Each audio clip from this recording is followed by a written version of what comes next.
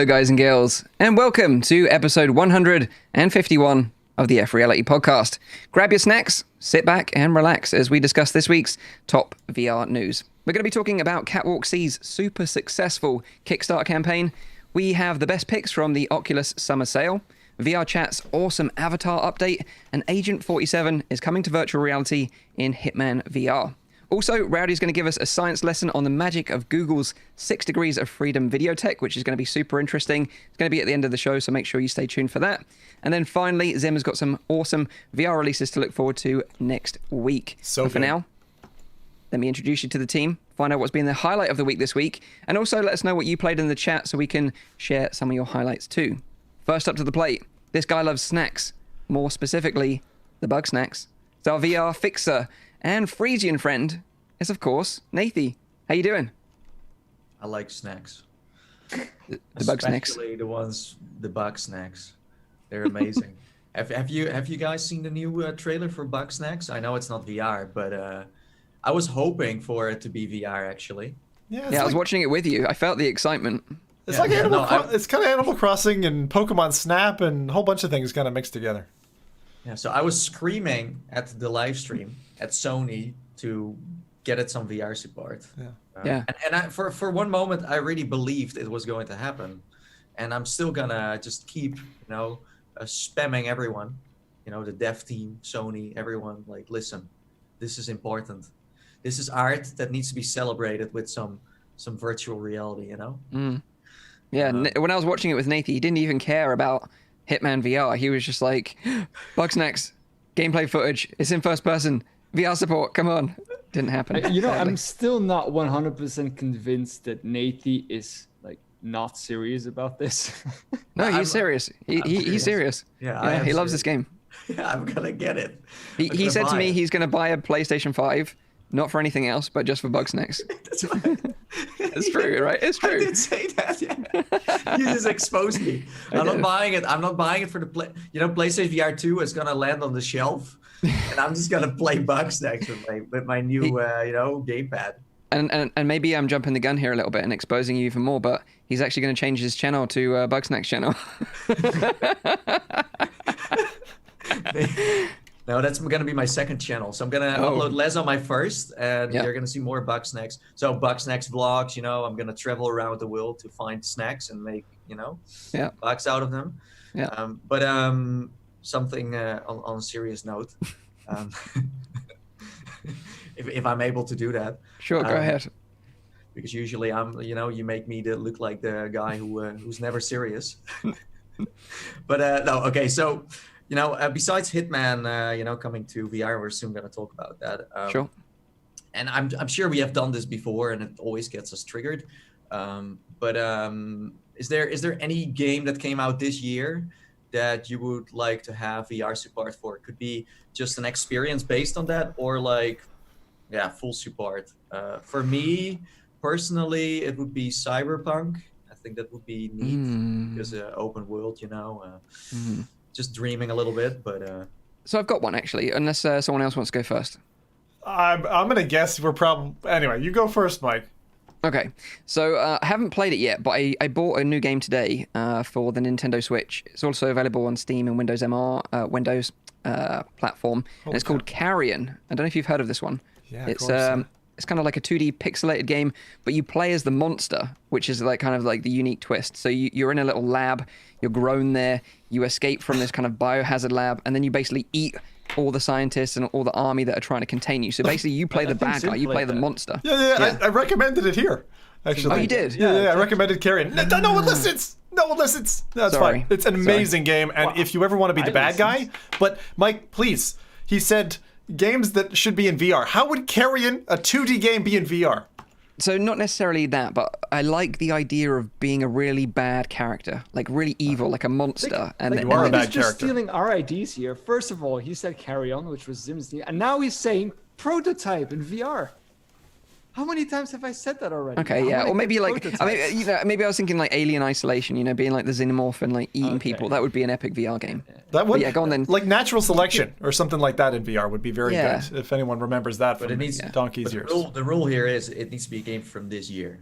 Yeah. Because we have had this conversation many times about games from for you guys maybe 50 years ago. Yeah. 50 years. We're so old. 84 years. Dang it. I was about to say now, since Mike stole mine, The Witcher. I wanted to get that one, but that's also not come Was out. that- No. Or did they make a?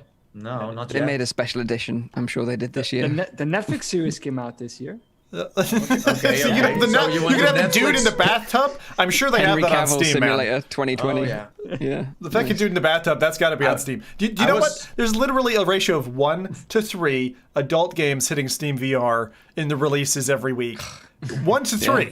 I'm not joking. If I could do a whole podcast just on that stuff, but none of that's it's any solid good. launch stuff, you know. That's like there's always a market for that every week. It makes me sick. I was expecting Mike to pick like Fall Guys. That's what I was gonna say. Like Fall Guys is so in obvious. first person. In first like- where you push people away. Not even I in have been first playing a person. lot of Fall Like, Guys. I have been playing a lot of Fall Guys. but like Fall Guys could work perfectly in VR. I was just and when Nathan, when you started opening, before you said it had to be released in 2020, I was playing loads of Blaze Rush this weekend with friends and stuff. But it's really sad. Something I didn't know was Oculus kind of picked up the rights or did a deal with the team. So the VR game that I bought on Steam got the VR support stripped out. The Russian company took it out of that. It's only available now in Oculus Home, and it's not cross-platform. So if you bought Blaze Rush before and you want to play it with friends, you're restricted to the 2D mode, the flat mode that of gaming. sucks. What? Yeah, it totally sucks. When did that happen? This is a couple of years ago. I only just found out about it. I was like, Wait, shit. so we like on this podcast, we're like, oh yeah, Blaze Rush, still a great game. Go buy it on Steam. People are like, hey, let's play it in VR, and then they figure out it's not even. But Yeah. how would that work? So if I, let's say, buy a game and there's VR support on, and they take it away, could I refund? Because I mean, I paid for. I don't know how that would work. I think you would just, yeah. I mean, I've had games, you know, the usual like 2 hours and all that, right? But I've had games that I had 20 hours in or whatever, and there was something like that the developer did, and I pushed back and I said, I want this refunded because it's no longer the same game. Rust, I think, was an example. They totally changed the game, and they'll refund you. You know, if you're reasonable with them, they'll refund you. Those are just boundary conditions. Yeah. So any other suggestions Fall of Guys. like games you'd like to see? You Fall Yeah. Guys. Fall- Okay. Fall Guys for me, because I think it's it's just one of those games that you love Astrobot. Fall Guys is kind of Astrobot in its kind of the way it looks. Like it could look you wanna- amazing. You would like to play it in third person or first person? Third person. No, I like the game as it is. I mean, first person. God, first person like Takeshi's Castle in claymation VR might be Yeah. a bit much. I think third person is it, especially in those team games. But you'd be able to like the point I made about Blaze Rush is you can survey the landscape and you could actually do better and have that slight advantage. Again, promoting VR a little bit. So I'd love it if they did VR support in their pipeline a year from now. Also, in Fall Guys, if you get enough crowns, I think it's 10, you can unlock the full Half-Life Alyx skin for your Fall Guy, for your little bean. Oh, so that's why you've been playing it so much. Yeah. Exactly, yeah. Only 2 crowns in, though. I was going to ask you how many crowns, because he won one when we were in the technical beta. Yeah, I I haven't was got so one lucky. yet. Yeah. So of all the awesome, and soon in the release we're gonna find out of all those awesome releases, Mike, you decide to play Fall Guys instead. I feel like everyone is getting exposed today. Like I want to play Bugsnax instead of Hitman in VR, and you're just playing Fall Guys and ignoring all those beautiful titles. Although I did play a VR game this week. Did you play a VR game this week instead of asking us all a question? Yeah. Did I play? Yeah, I did. I did. Actually, I did. I did play. Play a VR game. Yeah, VR game. What's VR? What? What the heck is VR? VR No, podcast. No, I played VRChat, so I think we're setting okay. a straight line here. So Okay. yeah, go ahead. So Rowdy, do you have one? Do you have one What you was want to this share? game now? No, I want to know. What was the game you played? My game. VRChat. Yeah. VRChat. Oh, VRChat. Okay. Yeah. Yeah. I played a VR game this week. Okay. I played the only VR game that I've played probably in the past 2 weeks now. Onward. Yeah. I've been playing that even more. I've had a lot of fun. I've played it with Viper and Chris a couple of sessions, but also the single player experience is also still quite solid since I tried that out this week, playing against some AI bots, which the difficulty range on that is still quite awesome. So I enjoyed playing that as well. Wow. I did also, because I got the ProTube, I spend a lot of time, far too much time, on like just getting like the angles just right for like one particular gun that I like. But it really like gives you like the added experience and added immersion of like getting like like you feel like you're handling a gun. It doesn't improve my shooting whatsoever. That's completely my fault since I just pretty much suck at that. Yeah, I think the game is just it feels so solid and it's so much fun to play it. And I take it you've been playing the native Quest version, not like the PC version through Link? No, the native Quest version, because I still don't have a PC set up. I mean, I get like a solid, I think, 2 hours of gameplay on my Oculus Quest, which I think is still quite decent before I need to charge it. And that's about like the longest that I could stay in a VR game anyway. I think so. That game is so good. That game, I have to say, I know I wasn't here last week to talk about it, but I listened giddily on Wednesday to the podcast back and heard you guys talk about Onward, and I was kind of like hopping up and down because honestly, and Michael know how much this means to me, I think it's better than Firewall. I think Onward on Quest is better than Firewall. I think it's just taking top-notch FPS for me, which is a big deal. Big deal. Yeah, that is a big deal. I want to ask Rowdy a very simple and direct question, man to man. Have you proned full body yet?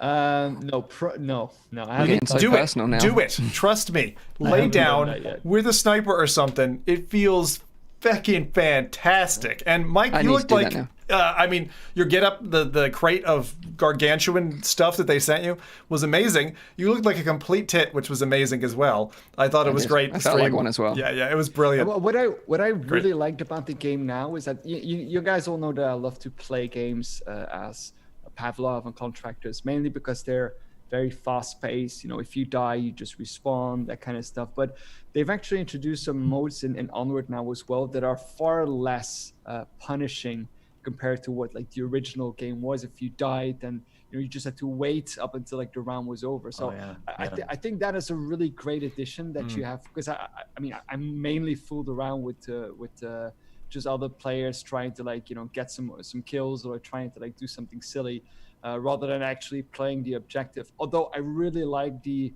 strategic objectives and like the strategic gameplay that you can get while playing that. Because you feel like a total badass when playing it, especially with all the mods on the weapons and all the gadgets and awesome. So can someone clear up, because I heard these stories about your Quest getting completely wrecked by this game. As far as I know, that's not correct. You mean bricked quests from this game? Yeah, is that true or not? Well, it hasn't happened to me. I haven't experienced anything like that either, and I recorded the game for like 3-4 hours. Yeah, I also never. I mean, I haven't recorded while playing, and I also don't play with the Quest charging. So I don't do that either. One other thing I wanted to add, because before we forget it, there is a problem that I've experienced with the game, and I think it's just a bug, but I've seen it in like Arizona Sunshine as well. Do you guys ever have it in the Quest where you've got the fixed foveated rendering rectangles pop and they get stuck?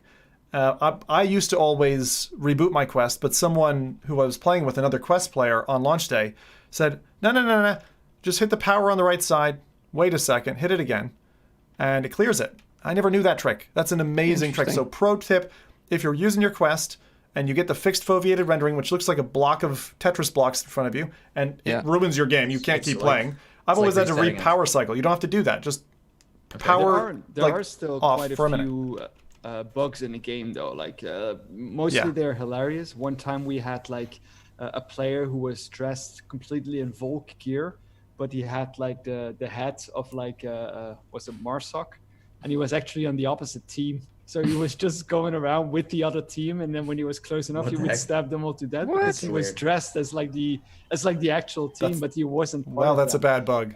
That is a bad bug. Okay, we also had one time that I think it was both Viper and Chris, they spawned without any textures, so it looked like they just had like a white t-shirt on and just came out of office and put like their what is it called, their bulletproof vest over it and just went to war. It looked hilarious. Most of those bugs I've laughed a lot at. I haven't had anything that really destroyed my experience or something like that. I have noticed that we've jumped the gun a little bit because I haven't even introduced you, Rowdy, and we were talking about what your highlight of the week is. Who is this man? That was Rowdy, by the way. Yeah, it was. I'm going to read it out though because I spent ages thinking of this, so you're going to have it anyway. So you ready for this? Even though you now know who this person is. So next up, this guy's always keeping it squanchy. He's quite possibly the most squanchiest person that I know. It's the one and only Rowdy VR. there you go. You got your little introduction, and we Very nice. found out what your highlight was. Onward. I guess that was a quest. reference to my T-shirt, right? Yeah. And like in the show, Rick and Morty, there's that like little squanchy character, and he's always going on about like having the squanchiest time. Yeah. A verb that means everything, right? Exactly. You can squanch everything. A verb that means everything. I was just gonna say 2 more things about Onward. Sure. The night vision effect is awesome. I know you guys talked about the kind of cone, which the suppression effect. The suppression effect isn't as great, right? But it's kind of similar with the old night vision. But like the fact that it takes a second and a half to put on or take off, I like that. And then the other thing that I found really interesting, anyone who's played in the early days Battlefield 3, there used to be a flashlight attachment you could put on the guns, and it was totally broken. Like bright daylight outside, someone points a flashlight at you, you are like flashbang blinded and you couldn't see. And they've got that same flashlight attachment mod in the Quest build of Onward. And actually I really enjoy it because it adds that like technical add-on now that you can do, that tactile. It's amazing. So those things really grip me, and the way the nighttime looks, night vision on or off, is really compelling. And the team play is just nice. Isn't that suppression effect just based on being drunk in real life? Being drunk? Yeah, it's not too far off of it, although I don't get a Yeah, it's annoying though. It's annoying. But like you say, like the night vision, like I played with the night vision on the tanker level in the dark, and it felt like that map from Call of Duty, you know. Yeah. And me and Gamertag were on there clearing out the enemies, and then we were waiting for the evac to arrive. Yeah. It was just so good. It is. So good. Yeah. So like I haven't personally had any issues with the game, but you know, I appreciate some people are. But it is in early access, which is unusual for a Quest title. But you know, I'm sure these bugs will get ironed out because the devs are super passionate and they want this to be a success. So okay, cool. So now, next up, fire up the jets, get the shields online, and prepare yourself as he's dominating in the arena just recently. It's our very own Space Cowboy. It's VR streamer Zimtalk5. Oh man, now I'm gonna have to do well tomorrow.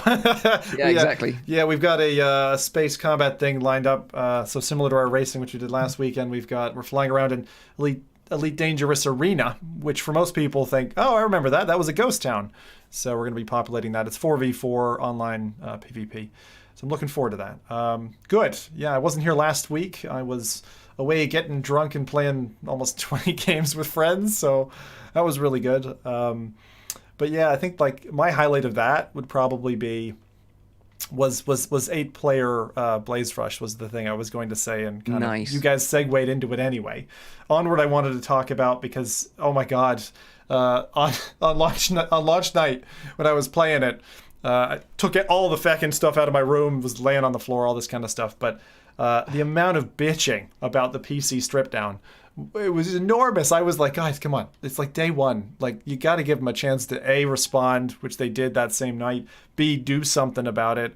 And when you've heard it, and I think Lucas talked about it in the last podcast, like the whole reason why the game pipeline it was like a decision, right? It was the same decision that the frequency response rate, like the frame rate for the game decision would be a fork, as Guy Godin had mentioned about VR Desktop a few streams ago.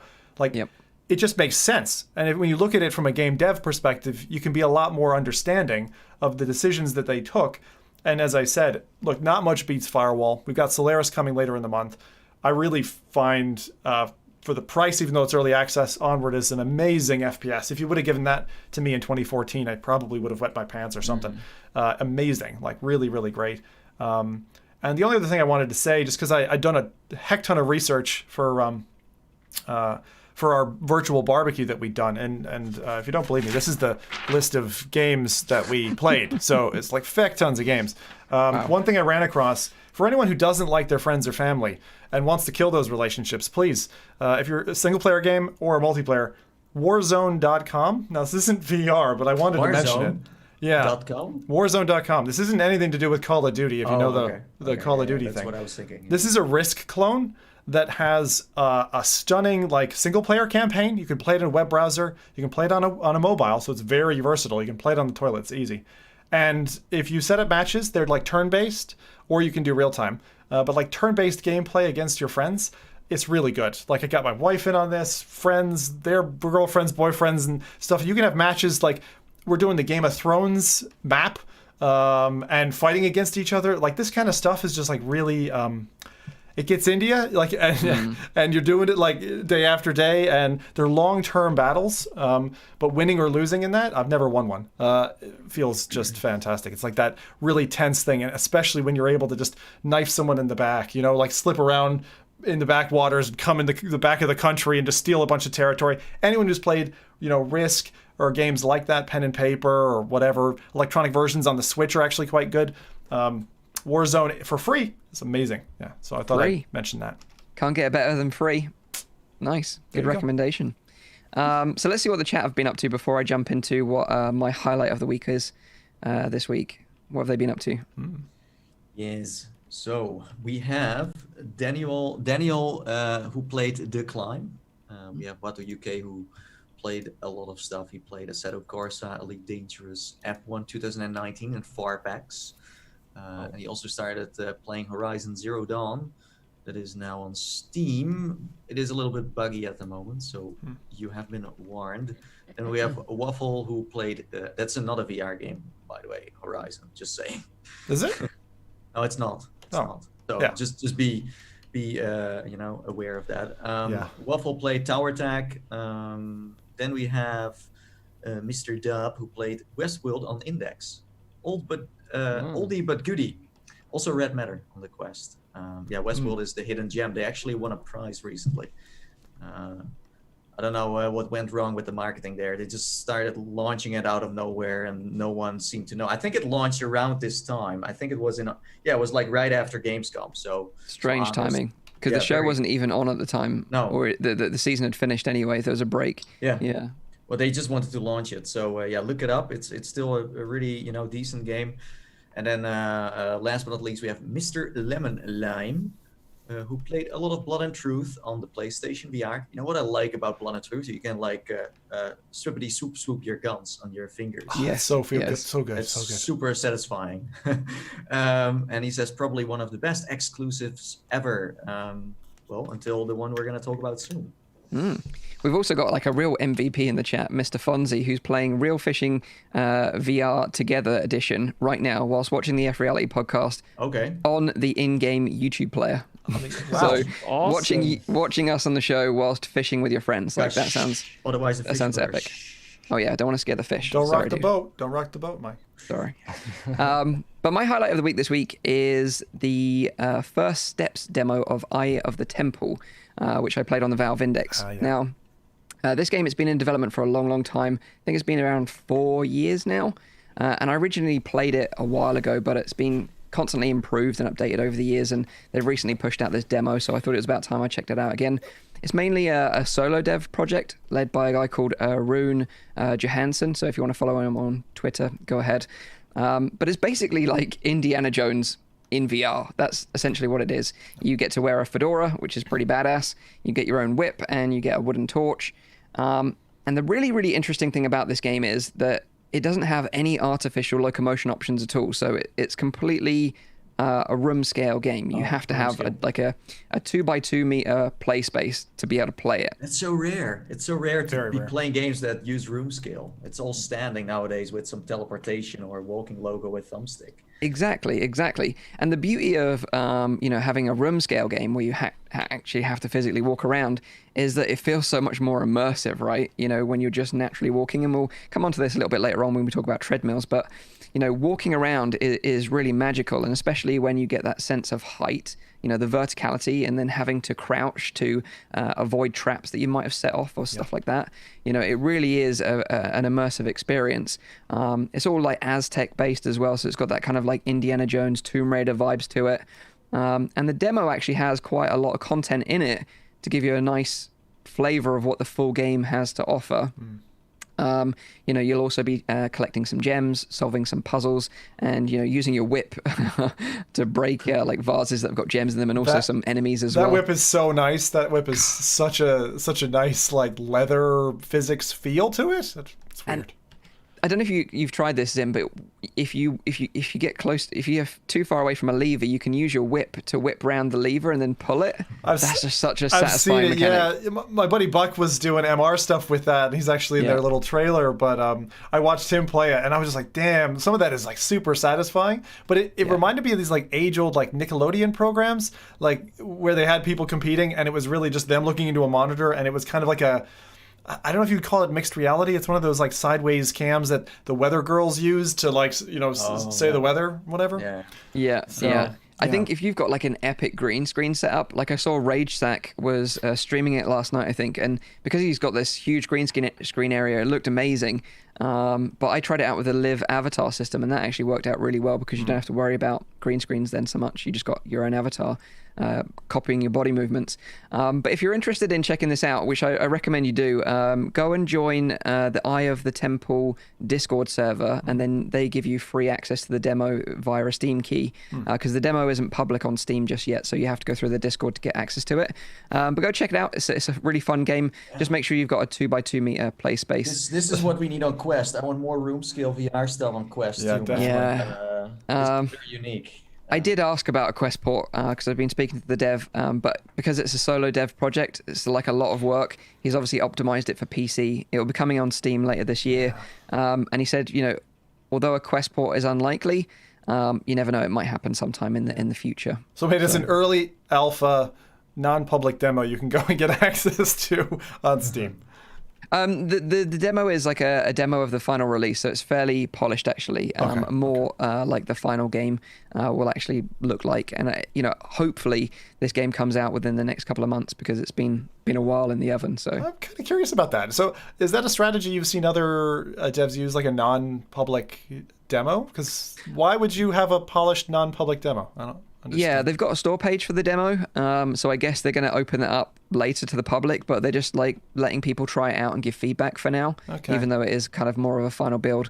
And there's been plenty of people playing the game and giving feedback over the years anyway. Exactly. It's interesting. Is it a fish hook? Is it like to tempt people to pre-purchase the game? You get to areas in the demo that are locked off, and it's got a little plaque saying this will be available in the full game. So you kind of get a good taste of what's to come there. But very cool indeed. It's a mix of like a little bit of, I think, play testing and also a little bit of marketing. Yeah. Especially if like content creators are going to play it, like RageSack, showing it off in mixed reality. It looks super super sweet in MR. So that is Eye of the Temple. So go check that one out. So let's jump into some news then. And the first bit of news this week is about Catwalk C, the omnidirectional treadmill, as they had a really successful Kickstarter campaign, which came to a close just over a week ago.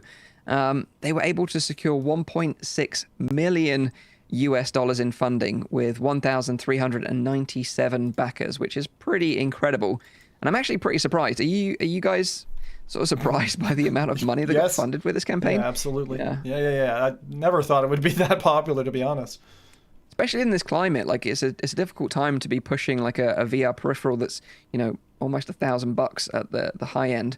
I think it's the opposite, though. I think that's the reason. I think that's the reason people would go for it. Because if you think about it, you're trapped indoors. You're like, God, where am I going to... people who have discretionary income are like, this is just a thing I can put in the side of my mansion here. There's plenty of people who are kind of well off and could do this. And at the moment, they don't have money to put into a Lambo, I wonder how many of these people are like actual like consumers or more like, businesses like arcades or like maybe even military operations or, No, like because you could also buy like batches of like 10 or 20 of those at the same time. That's right. And there were arcades who have bought some. Also, of course, as Rowdy said, military. It's like I think there's a really big number of actual like corporate things that have bought this. Because it's for a consumer, this is like it's not just the thing itself isn't crazy expensive, but the shipping is. So it does count up in the end. The shipping is, at least that's what I've seen, is pretty crazy. Interesting, because it started as a early bird sort of deal of $6.99. But that's why the numbers are so low, because you need to make up for the shipping. Yeah, and then they like tiered it up with limited supplies up until like the final price, which was $999. Although they say that the final retail price will be much higher. But for that money, you got the Catwalk C treadmill itself. You got a pair of custom friction shoes to use on it, because you can't just use any old shoes or your socks. You have to use like some special shoes, right? And you get a pair of sensors as well. But you actually got to try this, right, Nathie, when you visited the office of Catwalk in China. Yeah. What were your sort of like general overview sort of thoughts on this device? So I made a video about it. So if you really want to know everything, I would recommend you watching that. It's been a while, so I'm trying to think of what I said exactly. It's like I just like it's not simulating natural walking. Yes. Simulate something that is not looking like natural walking. It's like learning to walk in a total different way than you usually do. That's what I would say. And in some games this treadmill works pretty well, but in other games it doesn't, because since the treadmill doesn't simulate height differences, when you go up a staircase, it feels like you're walking straight through it. So it could cause some motion sickness in that sense. But when it's like flat and you're totally into the action, it can be really good. But it has like a pretty, like for me at least, had like a pretty steep learning curve. Yeah. But it's like we're definitely not there. I think what Infinite Deck is doing is interesting. But this is affordable stuff for everyone, and that's why treadmills look like this. If you want to get something next. The thing is, of course, like ideally games are made with this thing in mind, so they can make sure that it's very compatible. But for a lot of other games that are not specifically compatible, they only have like a certain range of walking or running speeds.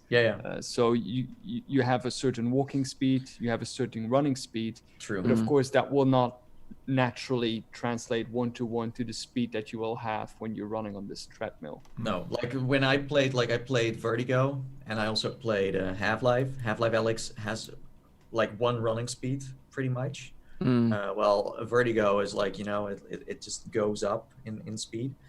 So you do notice when a game has more, let's say, different gears, it's working better than when you just have one speed. But besides that, I mean, you can do everything you want. You can crouch, you can jump, you can do whatever you want. It's just, as I said, you just need to realize that when you buy this, that this is still very experimental, that you're an early adopter, just like when people bought a DK1 or a DK2. So it's still a lot of, learning, troubleshooting. I get that. Yeah. And as I said, it looks very cheap, but the shipping costs are kicking in too. Interesting. Yeah. Well, due to the success of the campaign, they also hit all their stretch goals, and they had a ton of them. It's crazy. So on top of the treadmill, you also get like storage hooks for your headset, a headset cable pulley system, overhead pulley system, a dedicated game. That's going to be interesting how they pull that one off. A dedicated game. So they're going to design a game just for this. Yeah. Yeah, it'll probably be like some sort of experience, I guess, but it'll be interesting to see what it is. Keyboard and gamepad modes to play non-VR games, and also a haptic module that fits into the base of the platform to give you some haptic feedback underneath your feet. I mean, the thing is, the quality of the stuff is as far as I know really good of what I tried. But it's the thing is that this is like the whole marketing around it is as you said, like you get a lot of free stuff. But I feel like with this treadmills in VR, it's like you really need to go full steam with your marketing because there are enough people that are like, I don't know about this yet. And as I said, it's still very experimental. So you kind of need to, get people like really excited. But I feel like the aesthetic of a VR treadmill, if it works or not, gets people buying it. Like there's so many people who just bought it because they think Ready Player One, they think Sword Art Online, whatever they think. And they haven't even tried the thing yet. I would just really recommend watch some videos or try one somewhere, like a different brand. I mean, there's still people who own them, and then decide to buy this because this is a lot of money. Yeah, absolutely. Yeah. And if you did back it, they're going to be shipping out apparently this October, although it'd be interesting to see if they can actually hit that goal because Kickstarter campaigns, they tend to get pushed back a lot. But like you, Nathan, I'm super skeptical about treadmills in general. Like you said, I don't think it feels natural to walk on one. and makes the process of getting into VR way more cumbersome than it already is. You know, it's already got a lot of friction involved, so adding this to it as well is going to make it even worse. But People who want to know more about that, we did a science episode not too long about that. That's true. That's true. On the channel as well. It's actually one of the most popular videos on the channel, so definitely go check it out. Rowdy did a really good talk about it. The biggest disadvantage for these treadmill systems, to me, is Amazon Prime delivery. You order a package, it comes to your door, and oh shit, I'm strapped into this fucking thing I've got to quickly get myself out of, and hopefully not trip and die in the process. True. No, that's true. Yeah, you're gonna be. But like talking about Cat VR, I also tried Cat Loco, and that's like that. You have like trackers on your feet. I think there are some other companies who do the same.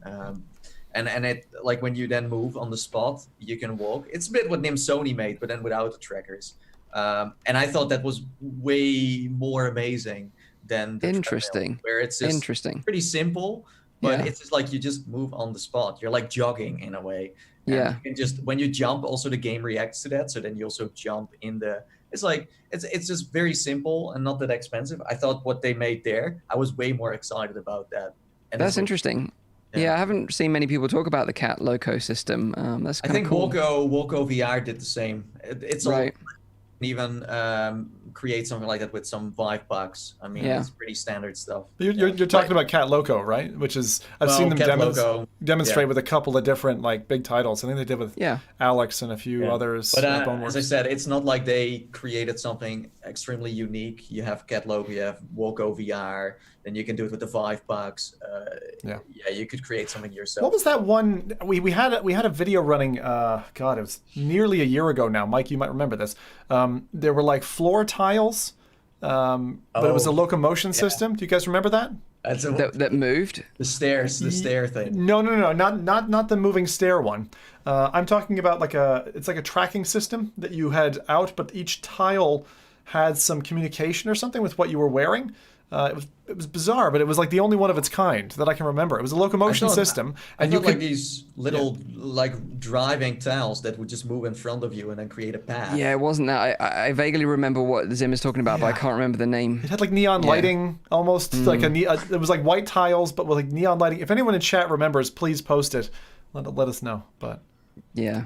So although despite our thoughts on it, I think it's a super successful campaign for Catwalk, and they've done well out of it. So good luck to them. And I hope to try one just to see what if they can convince me otherwise. But right now, it's getting cheaper for sure. I mean, this is the cheapest we have seen so far.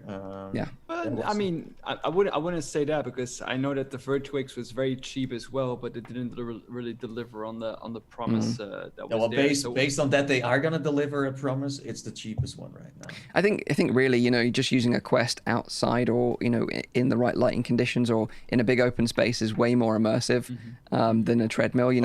Using the room scale thing, like I was talking about in Eye of the Temple, is way more immersive than a treadmill, I think, in my opinion. But also just standing on the spot using a thumbstick to walk around. For me, is that fine? That's enough. For me, it's not really a preference for it to be like cheaper, since I think the technology that they're offering is like a little step in the right direction, and I think that is a very good thing just in general, because you want the technology to push on further and further up until we get to a point that we have something that everybody kind of wants, and then we can look at driving the price down. That's what they call early adopting. So if you want to support the cause, then this is your moment. Mike, you just gave me a great idea, and I'm just going to mention it in case anyone else didn't have that idea yet. Quest with virtual desktop via Steam VR, Eye of the Temple demo. Yes. Be able to do that. If you have like a big garage or something, you can go down there and just totally take advantage of that space. So there you go. Yeah, absolutely. Because with the Index, when I was playing, I did get tangled up with the wires. So playing with the Quest with virtual desktop would be epic. Yeah, go try it out. Like tangled up in a corner in his cables. Help! Exactly. Help me, please! It's so cold in here. This AC is far too high. Doggy, help me, doggy! Is this Mike's voice? Is this how we impersonate Mike? Yeah, apparently that's how he screams in VR, at least. That's true, actually. Like a little girl. So that is the Catwalk Z omnidirectional treadmill. So next up, we got some news from Oculus, because they've got the summer sale running right now. So if you want to pick up some games on the cheap on both the Oculus Quest and Oculus Rift, you can. Although you got to be quick because the sale ends tomorrow. Oh God! So that was a quick sale. That was Well, they've quick. been running it for a week. They've been running it for a week. Maybe we should have talked about it last week. Maybe. I don't know, maybe. So starting with the Quest, they've got 22 games on sale, and they've also been running daily duo packs. So they've been bundling 2 games together. Oh god. No, not this again. Every time these bundles are super strange. I don't know they why. are. They change them every day, though. They change them every day over the course of the sale. And today's packs are Red Matter and Space Pirate Trainer together. Okay, fair enough. That's a fair Pretty one. legit. Yeah, $26.99 in US dollars, $19.99 in British pounds. Then you've got Fit XR, which was previously known as Box VR. I don't know why they've changed the name. Maybe you can tell me why. Because it's super hot right now in terms of a name. Super hot. You did that last episode. All right. Box VR. There was Black Box VR that was competing, and there was actually a third VR product as well. So it might just be that they wanted to step away from the clash, or they ran into legal issues. I don't know the exact reason. Could ask them. I remember it was Sam and someone else. We should ask them. We'll find out. Yeah, we should ask them. So it was Box VR, but now it's called Fit XR and 11 table tennis bundled together for $32.99 in US dollars. Does this bundle have a name? Pardon? Does this bundle have a name too? Oh no, they don't have names for these bundles. Oh, okay, so you just need to look at the pictures. They're not creative enough. They're not as creative as Mike every week. They had bundle names last time. How would you call this bundle, Mike? This one? Get Ripped VR bundle. There you go. So that's $32.99 in US dollars, $25.98 in British pounds. But the best individual games, in my opinion, that are in the sale are Moss, which has a 34% discount at $19.99 in US dollars, $14.99 in British pounds. I'm even repping my Quill t-shirt, repping the Moss merch. There you go, you like that? It's waving at us. Mike's reaching around his microphone to show us the nipple area on his shirt. I can carry Quill with me everywhere I go in my pocket. There's a small She's mouse the most there. adorable VR character of all time. Also, virtual desktop. You know, like we talk about virtual desktop all the time. We had Guy Godin on the show, legend guy. But that's also available in the Quest sale, 20% off, $15.99 in US dollars, $11.99 in British pounds. Nice. It's like a must buy. Everyone should have virtual desktop, especially if they have a PC around. Yeah, well, if you've got a Quest and a PC, getting virtual desktop is a no-brainer. Yeah. It's not just for looking at a desktop, but that's the thing. Like, you can play your Steam library on the Quest in a room, no wires. That's incredible. So, anyway. Yeah, so epic deal there.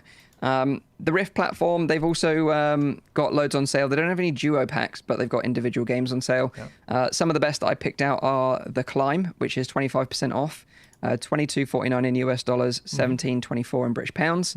Arizona Sunshine, it's an oldie but classic, 60% off, $15.99 in US dollars, $11.99 in British pounds. And then finally, Lies Beneath, which is 20% off, $23.99 in US dollars, $18.39 in British pounds. They should have made a Goodbye Rift S package with all of the games. That you can Oh god. Oh god. Oh, anyways, imagine the outroar if that would happen. And then on social media say that it was just a prank. It was all a dream. No, just do it in a blog post. No, but like talking about Quest, the best title you can get, and you don't need to pay anything for it, is half plus half. That's true, actually. That game is totally underrated for a multiplayer VR experience. That's nice. And it's one of those ones that you can really hand over to anybody. I mean, I saw the in the sale, some of the ones that I thought were quite good were things like, like Pistol Whip was in there, a few other games as well. I mean, I think Synth Riders, we were talking about them before. They're in there. You mentioned Arizona Sunshine, which is good. Robo Recall as well. Like, if you're looking for a good comedy-rich shooter with great visuals and just runs very well, Robo Recall is another one as well. And most of these games are running for like 30% off, so not a bad sale. Yeah. Do you also get discount on, let's say, the Tempest, for example, or something that is DLC related? No sales on that. Okay. Although someone in the chat did ask, is Seeking Dawn worth it at 83% off? Oh god. Go on, Nathy, deliver the good news. No, Rowdy, because Rowdy played it until Oblivion. He really played it until the edge of the world. No, I think you're the one who finished it. I only played I think I played that for like 2 hours. Yeah, I quit that one. We're talking about the game where the burger was upside down. Yeah, the space burger. No, You remember no, the Space don't- Burger? Yeah, don't- the space burger. You can't didn't- have didn't- cheese underneath the I think I meat. played like, that game up until you got like to your base, and then I kind of quit because I was like, yeah. Okay. Yeah, I remember you. once they introduced construction and the whole crafting system, you're like, oh yeah, I don't want to play this anymore. Nathan, can you remember when I got stuck behind the vending machine? That was hilarious. No, like seriously, don't buy this game. Okay? Yeah, don't buy that game. It's not very good. Well, I mean, it depends on the price, though. No, Rowdy, don't get into this, please. I mean, That's- I would still buy this if it was like a couple of euro. Rowdy, if you want to scam people, go ahead. Yeah. Instead, go and buy like some poutine and treat yourself to a nice little snack. Yeah, where are we gonna get that in the UK, Mike? Or a burger, or buy a burger that is actually right. The right way No, out. but, Yeah. Okay, but wait. The reason why we're so angry is because this game was awfully hyped up when it came. No, but even around. afterwards, it never got to the point where it should have been at. But I don't know. Like the trailer like was just pure lies. And the intro screen. Yeah. Yeah. Anyway, don't get triggered about that. But yeah, ultimately, don't just say no. So that is the Oculus sale. Loads of games on sale. So go pick some up. The sale ends tomorrow. Yeah, so just be warned. But wait. Oh no, the Steam Summer Sale already happened. What was it? Like That was a month months ago, man. That's Yeah. it's August now. It's still summer though, right? No. Almost. Kind of. So we can expect the winter sale soon then. Winter Yeah, sale. tomorrow. Winter is coming. Yeah. Tomorrow. Right. So this is a free game I'm going to be talking about next, so you don't have to spend any money, and that is because I'm going to be talking about VRChat. Nice. Because, Free. yeah, free. They've just pushed a brand new update, including Avatars 3.0, which they state will bring an explosion of creativity and expression to everyone in the VRChat community. Now, the team at VRChat, they found that the community were getting so creative that they were being restricted by the systems that are in place, which meant that people were using workarounds and hacks, which wasn't ideal for the game or the ecosystem. Because you had all these super amazing avatars that could do special things that sort of broke the limitations of the systems. But they've addressed that and said, well, okay, let's update the systems. And now they've added Avatars 3.0. And now you have full creative control over your avatar. So, if you don't like how your avatar crawls along the floor when you're crawling along the ground, you can change that. If you don't want them to have a falling animation, you can remove it. You can float instead of walk. If you have full body tracking, you can mime walking instead of having it animated. And you can change all of that yourself. There's also, interesting, this is really cool as well, and this is the first time I've seen this implemented in a game, but there is a way for the system to detect if the headset is taken off, so you can have a custom AFK animation. So just like in the movie Ready Player One, where, they take their headsets off, and then they kind of like, their avatar dissolves. They've actually implemented that into the game, which is super sick. Awesome. So you can have this kind of going offline animation. And on top of this avatar system, they've also implemented a new control system, so you can control your avatar in a better way with a new menu system, so you can quickly and easily access the emotes and gesture animations with a single hand instead of having to go through like a menu system with both hands, which is really, really nice and is going to make, looking at these avatars do these special moves basically in VR much more seamless. It's not going to seem like someone's going through a UI and pressing a button. So, yeah. As nice as that is, there must be a feck ton of like people who've done the models up or bought a model or something, and they're like, oh no, I gotta go retrofit now for like all these new animations, because that's a lot. That's not small work. That is, anyone who I know who's gone into it, even if they're modelers, like the animations that go into the characters, the good ones in VRChat, there's a ton of work in that. Yeah, there is a ton of work in it, and like people that are like really invested in VRChat, they spend a lot of money. Like when we went into the marketplace, which was live a few months back, Nathan and I, People were shopping there. You could buy avatars, that were like $100, that had all these like different points, different gestures, different animations. People live in this world, just like Ready Player One. Yeah, a lot of people spend so much time in VRChat. It's funny, like this week I was looking for some avatars actually, and there are like these supermarkets that you can go to. You can grab a shopping cart and then just start shopping stuff. It was called like you could go to the Kmart and also some others, and you could buy avatars. You could also buy VR headsets, radios, stuff for the washing machine. Just like a normal supermarket. You could even have your... This is all mock shopping, though. You're just like... It's like playing with the toy set, right? Yeah. Yeah, you're not like, well, I'm just sure, like, you're not like in some, but people have talked about this, like having, again, like an Amazon or online shopping experience where but it could work. I mean, if you're in there, you're like, this could pretty much work, I guess. I think, who was it? Like Somnium Space, like you could buy a Tesla, but then it's like shit. No, but then it's like you basically what it does is like you just have a screen up. It's a bit like virtual desktop where you press the button and you go to their website. Order website. Can you just imagine? Like, I remember when they released, is it called Amazon Dash, where you push the little button and it orders you, I don't know, toilet paper or detergent or something? Like, can you imagine if one of your controllers just like screwed up and just like press the buy button like 600 times and all of a sudden you got 600 Teslas? Oh, you mean that stuff happens usually when I'm going into the Steam Summer Sale and my hand just goes on the mouse and cramp up and to buy everything that I'm not gonna play in the first place. So You're just supporting the devs, you know. That's why. That's why I'm doing it. Yeah. But the other cool thing about this update is that now you can have hand puppets, which is pretty hilarious. Oh my and God. you can control them. Hand puppets are funny, man. Yeah, so it's going to be super funny, I think, when the community get hold of these tools and to see what, the creative things come out of it. Think about Josh Dub and the boys. They're going to love this stuff because they're going to really level up their videos and what they're going to be able to do with those avatars.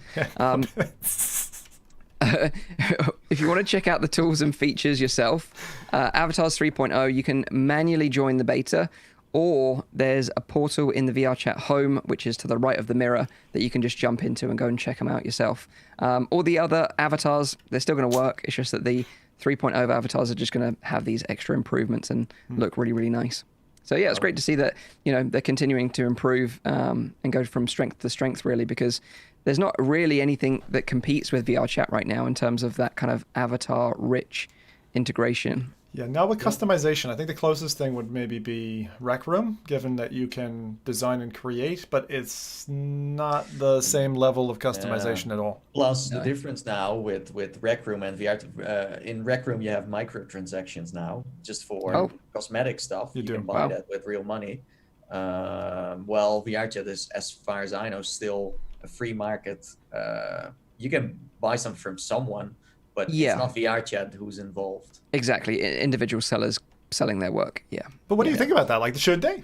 I would think they should get involved as a middleman in that to some extent. Or do you feel rather that it should be left as an open indie shop, so to speak? I think he talked about it when he was on the show, right? That he wanted it to remain like they didn't want to take any commission from the sales, and they wanted it just to be purely, or was it no? It was like the hosting platform was taking a small commission, but it wasn't VRChat that was taking a commission. I think as long as they are still in control, because they own VRChat, the people who ever founded it and co-founded it. But let's say if someone puts a bag of money on the table and they decide to sell it, then I'm sure someone is gonna ruin it with some microtransactions. Let's hope that's not gonna happen. Yeah, we should jump in there and check these out. That sounds like fun. If not, just to go and feed the ducks in VR. I'm curious. Do you think that the microtransactions added to Rec Room have kind of spoiled that? No, because it's cosmetic. But it does create a social system, right? Where you have something that I don't have, and it looks nice. That's just the thing that always happens, and that's why. Same with Fortnite and everything else. It's like just social pressure, like we have in real life. Wearing certain clothes. Oh, you don't have that yet? Oh, okay. Yeah. Yeah. Okay. Well, that is Avatars 3.0 coming to VRChat. Go check it out. We should throw a party in there for everyone who's watching our podcast. We did one in Altspace. Yeah. Maybe we should do one in because Quest can also join. If we just join a room as PC and Quest, we can have a fun time. Yeah, absolutely. Yeah, we could do that. We should do that. Yeah. So if you want to do that, let us know in the chat. But the last bit of news this week is that Hitman is coming to virtual reality. This announcement was made during the PlayStation State of Play this week, which showed off games coming to the PlayStation platforms in the future. Nathan and I were watching the show together. He was more concerned about Bugsnax, but you know. But let me tell you the story. So I'm ready. I'm ready for State of Play. He's gonna try and save his skin here. He's gonna try. Last week I heard, there's going to be PlayStation VR in the State of Play. So it was like 50-50. So I was in there and I sent Mike a message. I said, in 3 minutes, going to be live. And I don't know what Mike was doing. He was like, oh, there's State of Play. So we joined. So he joined. was super fun. Watching with Mike is like greatest. Like watching with someone a live stream where they announce games. It's just fun. That's good. That's great because you can moan together when it all goes fucking tits up like it did. Yeah, and everyone has their own taste, of games. So someone's like, oh, amazing game, and then the others are shucks, like it goes a bit from one to the other. But we made this prediction. Like I really thought there was going to be VR in there, but Mike was kind of like, nah. After the reveal, the PS5 reveal, I was like, nah. Yeah, no. Like it was still this flashback of that moment, right? Yeah. But it was also like when Hitman finally came in the lineup it was just random. It was not like, okay, now we're gonna show you some VR stuff. It was just I didn't expect it at all. In between, it caught me off guard completely. Yeah, I was watching in my Discord with the guys, and it was like, they're like, yeah, this is VR. I'm like, no, because they transitioned from this third-person perspective in the trailer to VR to kind of like aha, but I totally missed that. I was just like, because you're so used to watching VR stuff, I think anyone who isn't a VR player would have been like, oh, right, that's going to be VR. But it wasn't apparent to me until the second half of the trailer. They didn't show that much, honestly. It was very short. But what blew my mind was that it was the trilogy. I was like, those games are super old, man. Like, how are you going to pull that off? But I'm curious about VR support. It reminded me a bit of Blood and Truth in terms of how it looked and how it just moved and stuff. I don't know. Yeah. And the funny thing is that the developers of Hitman are IO Interactive. IOI, They could be the evil corp trying to take us down. But anyway, you're going to be able to step into the shoes of Agent 47, of course, and take down targets in virtual reality. AKA Mike with a beard. Basically me if I shaved, that would be me. Maybe I could cosplay as him one day. That's why we never see the back of your neck. Yeah, I should get the tattoo. I should get the barcode. Oh my god, that'd be awesome. But yeah, like you said, not only will you be able to play Hitman 3, but also the missions from the previous Hitman titles in virtual reality, which is going to offer a really good value for money package there when that game releases. So, if it's good VR, you mean? Yeah. If it's good VR, of course. Like that, Nathan's got a really important point there. I mean, the first game looks horrible. The second game also pretty much looks horrible. Like, they're not good-looking games at this stage. These are old games. I never played Hitman 3, but this I is was just more concerned about the engine and the gameplay mechanics that would be ported over to VR. I mean, ugly games, fine, but if the gameplay is like super rough, that's another. I feel like it's going to be like that the graphics are actually ready to be hitting on the Quest as well.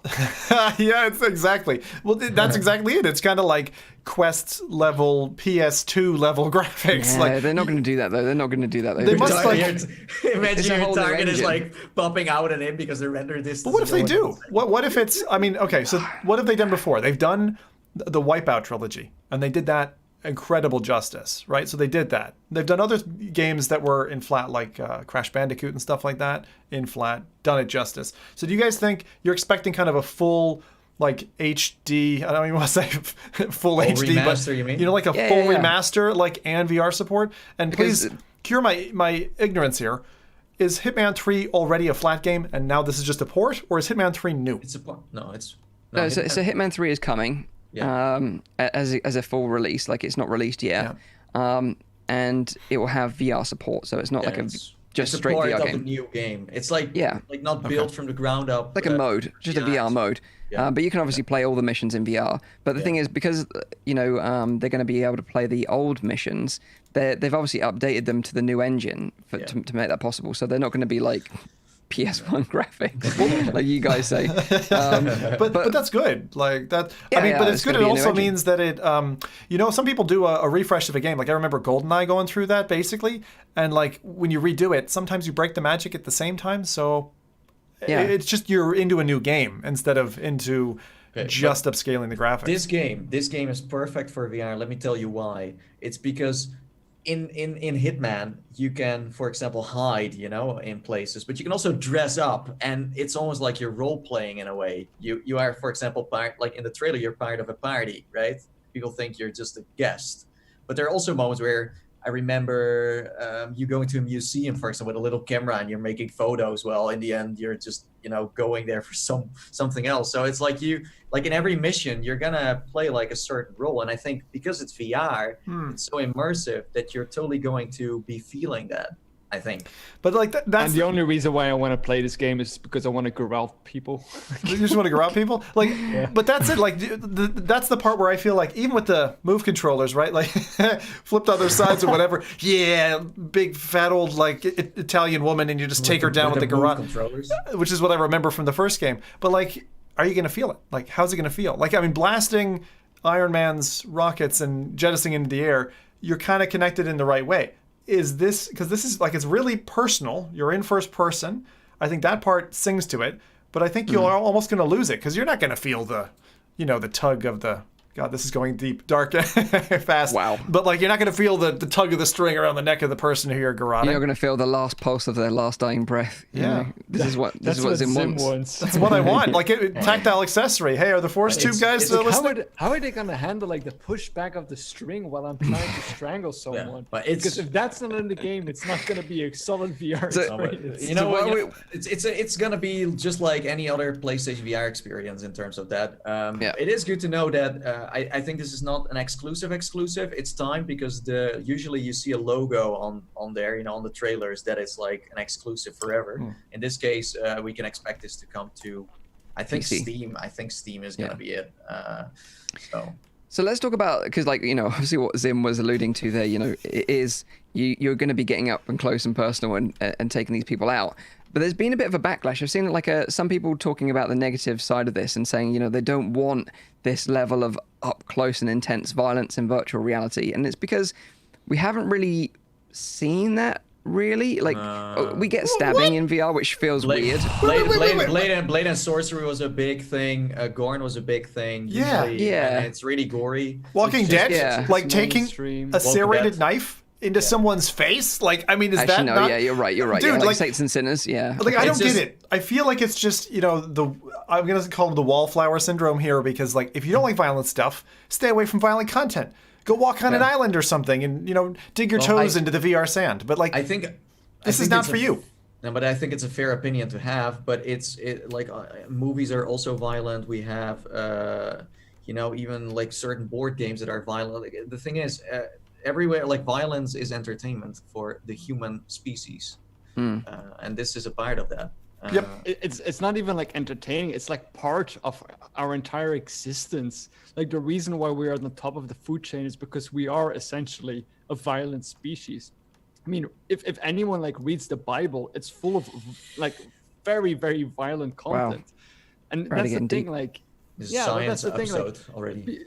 Like, people kind of like see this, like, they associate violence with VR, but VR is not associated with violence. VR is just following the mainstream of everything else that is around there. We watch violent sports. Contact sports are very popular nowadays. If you go back to the old ages, you had gladiators fights of people literally murdering each other. I mean, it's just been like so like baked into our entire DNA that you can't like just say now with VR they're not allowed to do it anymore because it's too visceral, too real. Yeah. I think it's still a fair opinion, though. I agree. But I think the difference is because like you're reenacting these violent acts. I think that's the problematic thing here. And the interesting thing is, right? We've seen video games get like a backlash for years and years and years from like media. Oh, yeah. When a terrible event happens, like a shooting or something, the media always says, "Oh, the person had like GTA at home." That's what drove them to do this. Quake. Yeah. Well, I mean, imagine like when Call of Duty came with no Russian mission. I mean, that was exactly. Controversial. Right? Sorry, exactly. I'm not familiar with that. So what was this Russian mission? Or was it just that it was Russians? No. Like you were part of a group and you basically murdered a load of civilians in an airport with like automatic weapons. It was super controversial at the time. And sorry, this was a country restriction, and they just it was like a step, just a level in Call of Duty. Yeah. Right. Yeah. Okay. But basically, it's interesting because, like, although we've got these kind of super violent games in VR, like you mentioned, actually, like Saints and Sinners and stuff like that, where you're physically stabbing people and stuff like that, it's interesting that we haven't had that backlash from the media yet, pointing the finger at VR being responsible. And I'm sure it's only going to be a matter of time before that happens. But that's again, like, I mean, we all remember when Lonely Viper went viral with his little clip from Onward, where he was like, "Oh, I just murdered someone, I stabbed them in the face," and like, the media, like, for some reason picked up that clip because it was one of the first to show, like, how violent VR can be. Right. But, like, again, I'm not saying that VR is not violent, and I'm also not saying that it's correct, but you can't point a finger at VR if like all of the other entertaining forms are doing it as well. Yeah, but they point at that as well. Everything that is like VR is a part of the gaming scene. So I mean, GTA had the same thing going on. I'm sure when The Godfather came out, that game, because that's also like strangling people and stuff. Sure, like you see that happening like with Call of Duty 2, you know, with that mission. That was like a big moment in gamers, like, okay, maybe this is the limit. Nowadays, that's not even, like, we went even further. But what's the objective? Like, this is the thing that I'm not seeing. Like, what's the objective of these people who are calling it out? Like, do they want this type of content to not be made? No. It's like the thing is, I mean, for example, my parents, if I would tell them, like, you know, I played this game and that game, they would also say, like, that's not okay. It's like some people, like, they have like a different life. So we are gamers, so we grew up with these things. So for us, it's normal. You know, my dad let me play GTA 3 when I was like, I don't know, 9 or something, and I just had fun. I don't think it's normal. I think it's like you distanciate yourself from the events that are happening on a gaming screen. For me, it's normal. For me, it's like, normal to play those games. Yeah, but it's not normal to garrote someone. That's what you're trying to say. It's normal to play a game, and that event, what is happening there, is no different from reading it in a book or reading it or watching it in a movie. Yeah, no, I don't compare it to real life. On the flip side, I do think the VR needs a more sort of like a bit more diversity. Yeah. But that's a problem with the industry, because there's almost no budget, there's almost no money. Yeah. So people just go for, like, shooters sell and violence sells. Yeah. And for example, like you talked about Fall Guys, there are also developers say, like, okay, we're gonna make something else, and so there's more. Let's say in the flat gaming scene, there's more diversity. But in VR, we have such a small thing going on there where there aren't that many releases, and most of them are just violent ones. But like, look at stuff like, again, Moss, Astrobot, like, but when these did they games come out? But what I'm saying is, I think from what I've seen of the traffic, and I'm interested to hear what Mike said, maybe a little bit deeper, people are complaining about this, right? As a kind of like, this is a very high intensity thing. Why are you backing, with all of the AAA money and funding, you know, this kind of content? Like, why is this your choice? In the same way that they would say for non-diverse content, they'd say, well, why do you have a game just featuring, you know, a bunch of white people in a white village, like blah blah blah? Why would you back that? And I think it's fair for them to say that. At the same time, there's definitely a market for it. I mean, look at GTA, look at all that stuff. There's loads of people, and I'm certainly one of them. And I've always been a guy who likes like gore and violence in games. And in life, I'm the scrawniest dude who'll never pick a fight with you, you know. But there's a time and a place for that. In the same way, there's a time and a place for the adult industry and that business, and it can stick itself to the side in a dark corner, but it's still going to make a ton of money, and it still belongs there, and people who want to opt into that should be able to. So, and the thing is, like imagine like all of the popular TV series of the past coming years. Like, imagine Game of Thrones without any violence or adult teen content. The Walking Dead without any tickling violence, me, Joffrey. Stop tickling me. Yeah, I mean, it doesn't make any sense. Also, we had a great comment from a Thief Flake. He said, Manhunt was on the Wii, and you had to do this stuff, and that was a Nintendo. That is true. Actually, Manhunt was insane. Oh my god! Yeah. It's just that with gaming, you know, when you first go to the cinema, you watch a movie where someone gets murdered, you know, in a horror movie or something. It's like you're not doing it; you're just watching someone do it. And in gaming, just with a gamepad or with a controller, you're the one that is doing it. But it's. I'll tell you the only thing that concerns me, because there is. I think I've said it before, like when you compare, I'll compare two things, right? Like violent content and then pornographic content. Violent content, if you are sitting in a 2D game, like any shooter, right? A Call of Duty or something like that, and then you transition to VR, you go play again Onward or Pavlov or something, like you will learn how to assemble, disassemble like a weapon, how to aim the sights in a way that's very close to the real deal. Where 10 years ago, you wouldn't have had that knowledge. You wouldn't have had that training, if you want to call it that. So my concern would be, as probably the only member of the podcast who's been through an actual school shooting, that more people are going to get good at weapons, even if they don't have them in their lives.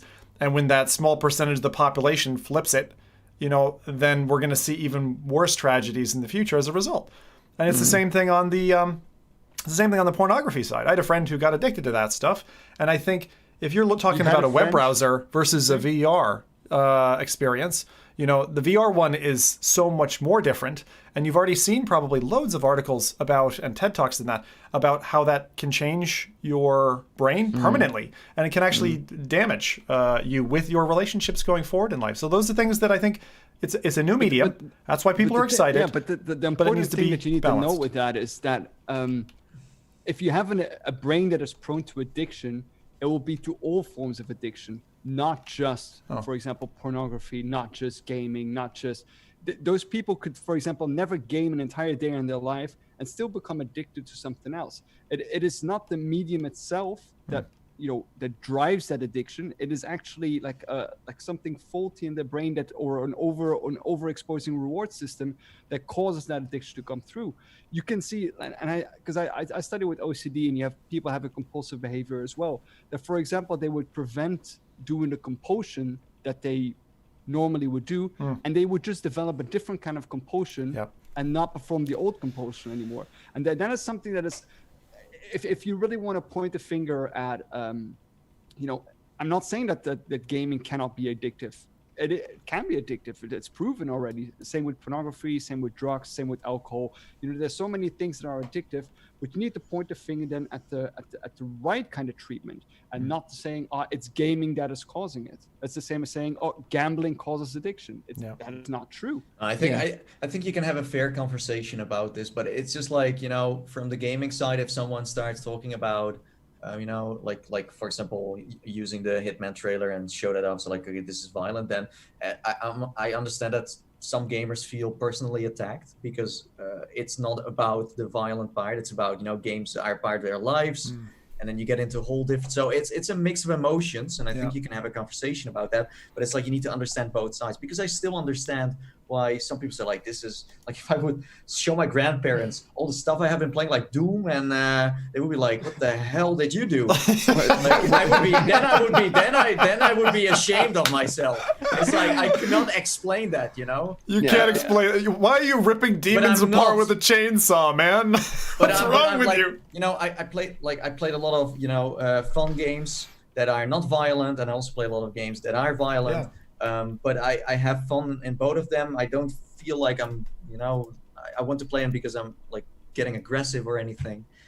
For me, it's entertainment. And I think there should be a conversation. Like for me, Blade and Sorcery, for example, for me, I said, like, I don't want to play that, because for me personally, I think that's a bit too much. But then there are other games that I'm fine with. So there's so many spectrums of that. But I think it's a good convo to have every time, I think. Yeah, and I think do it fair, if the media says, look, again, the media, like, gaming is bad for you, and they don't spit the facts, then I'm like, what the heck?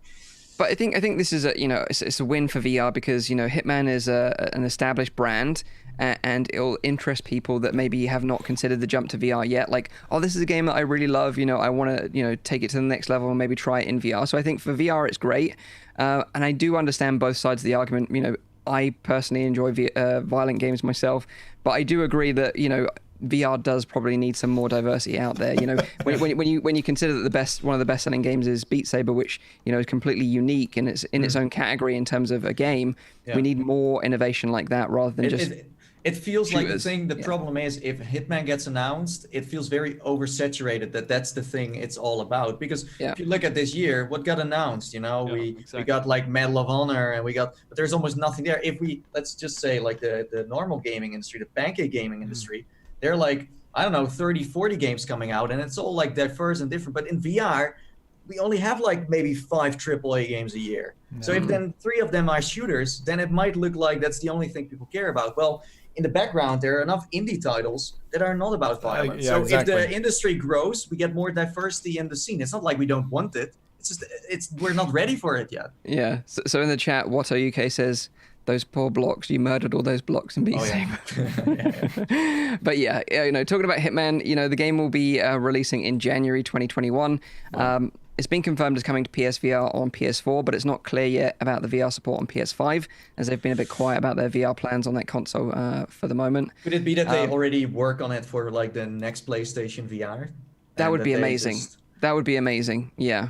And by the way, talking about Beat Saber, I know that Anakin Skywalker played a lot of Beat Saber, and we all know what happened to him. Before so Beat Saber is not safe for violence. Before he took out all the little Padawans. Exactly. Oh yeah, that We've all seen that. We've all seen that meme. That was amazing. But hopefully Hitman does come to Steam. You know, hopefully it is just a timed exclusive.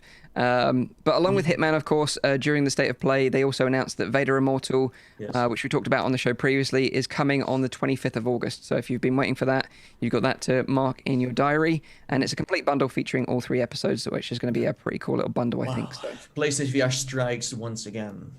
Yeah, with Iron Man, Dreams, Vader Immortal, and now Hitman. It's on a little streak. Yep. PSVR. Still got some life in it yet. It does. But that is all the news this week. So now it's time for the big brain of the group to give you a Rowdy Science lesson on Google's impressive 6 degrees of freedom light field video technology. So, take it away, Rowdy. Go for it. Take it away? I'll take it away. All right. Zim, you got it open already? Yeah, we're up.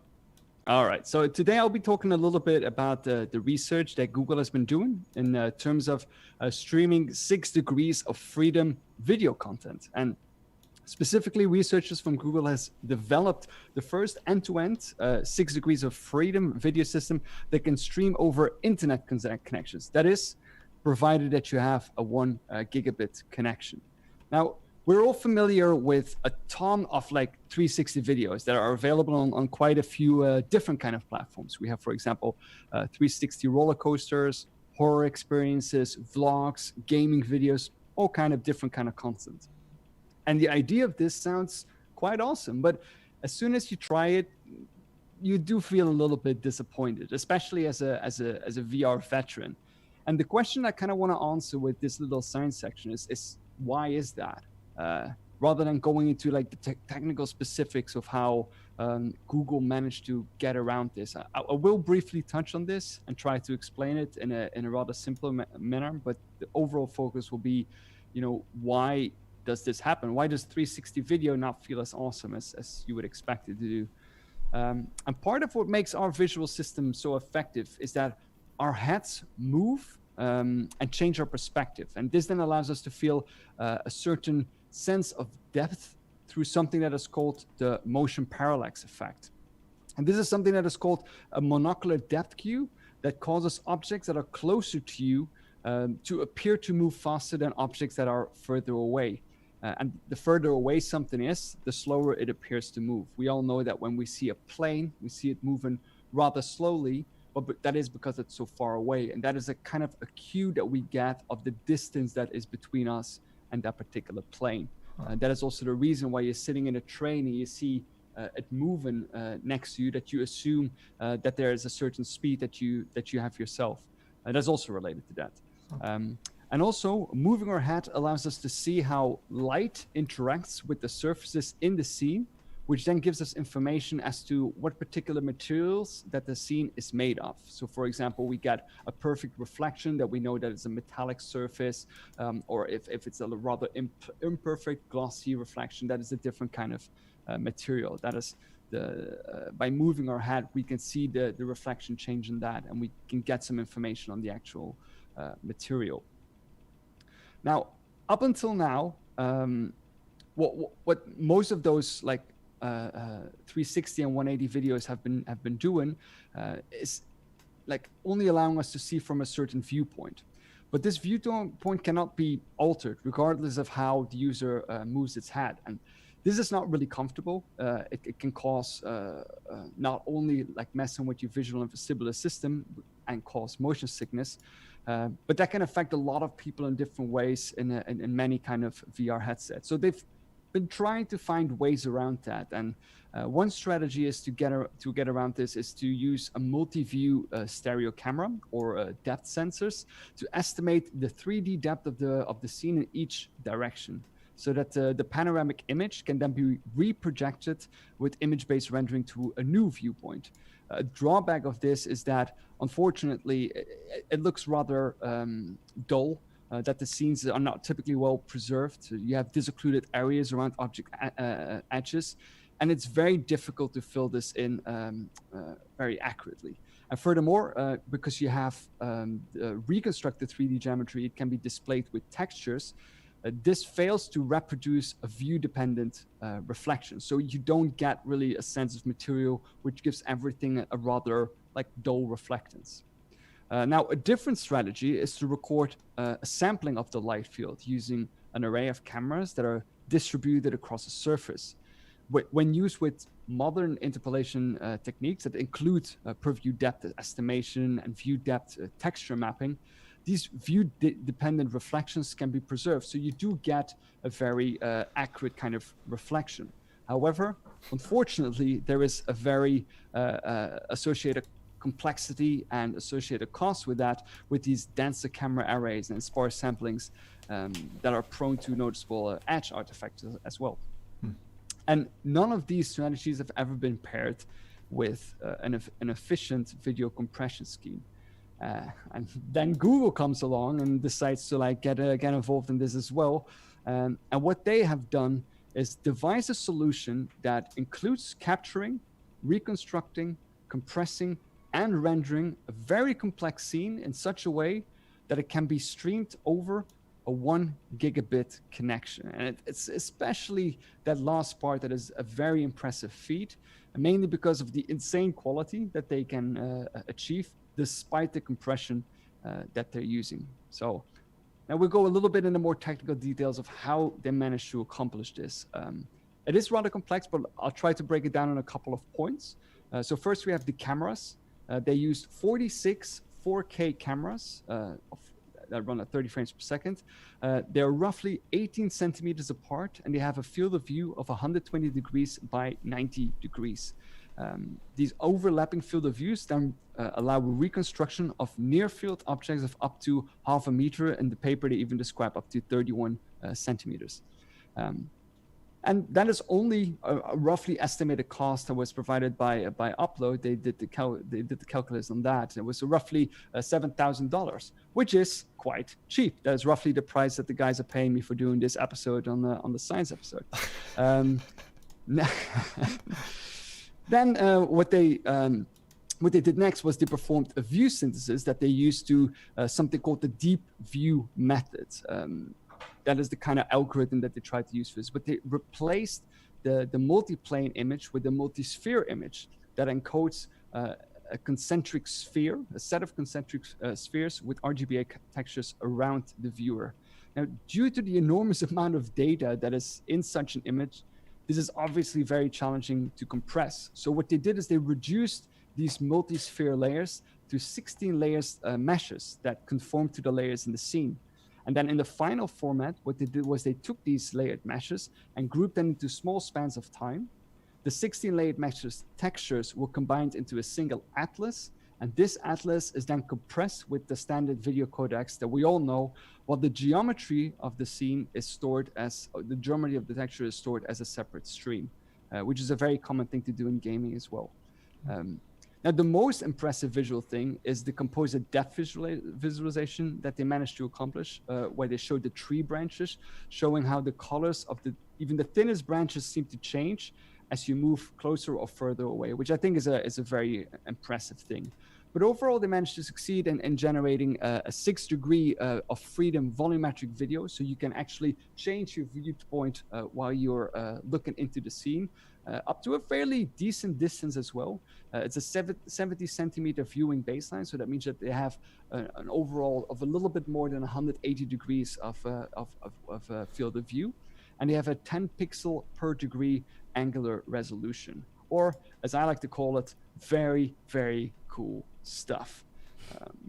So yeah, that was it. What I kind of wanted to highlight. If you guys have any questions in the chat, like be sure to let me know. Just tag me in there, and then we'll try to discuss it. Yeah, like when I first saw this, it just completely blew my mind, and I thought this would be great for you to try and explain, because Nathan and I have dabbled in like VR 180 content, VR 360 content, and capturing it, and you're right. When you view it back, there is some depth to it, but you have to keep perfectly still for the magic to work. The second you move, the illusion is broken, and that's basically what they're addressing here, right? You know, you're going to be able to move your head 70 centimeters roughly in different directions and get that perspective. I don't know if it's exactly 70 centimeters, okay. But there's certain like a range of movement that you can have that is a very comfortable range. Right. I know that the 70 centimeters, I don't know exactly what that refers to, because they kind of use that as a way of giving like the total field of view that you have. Yeah.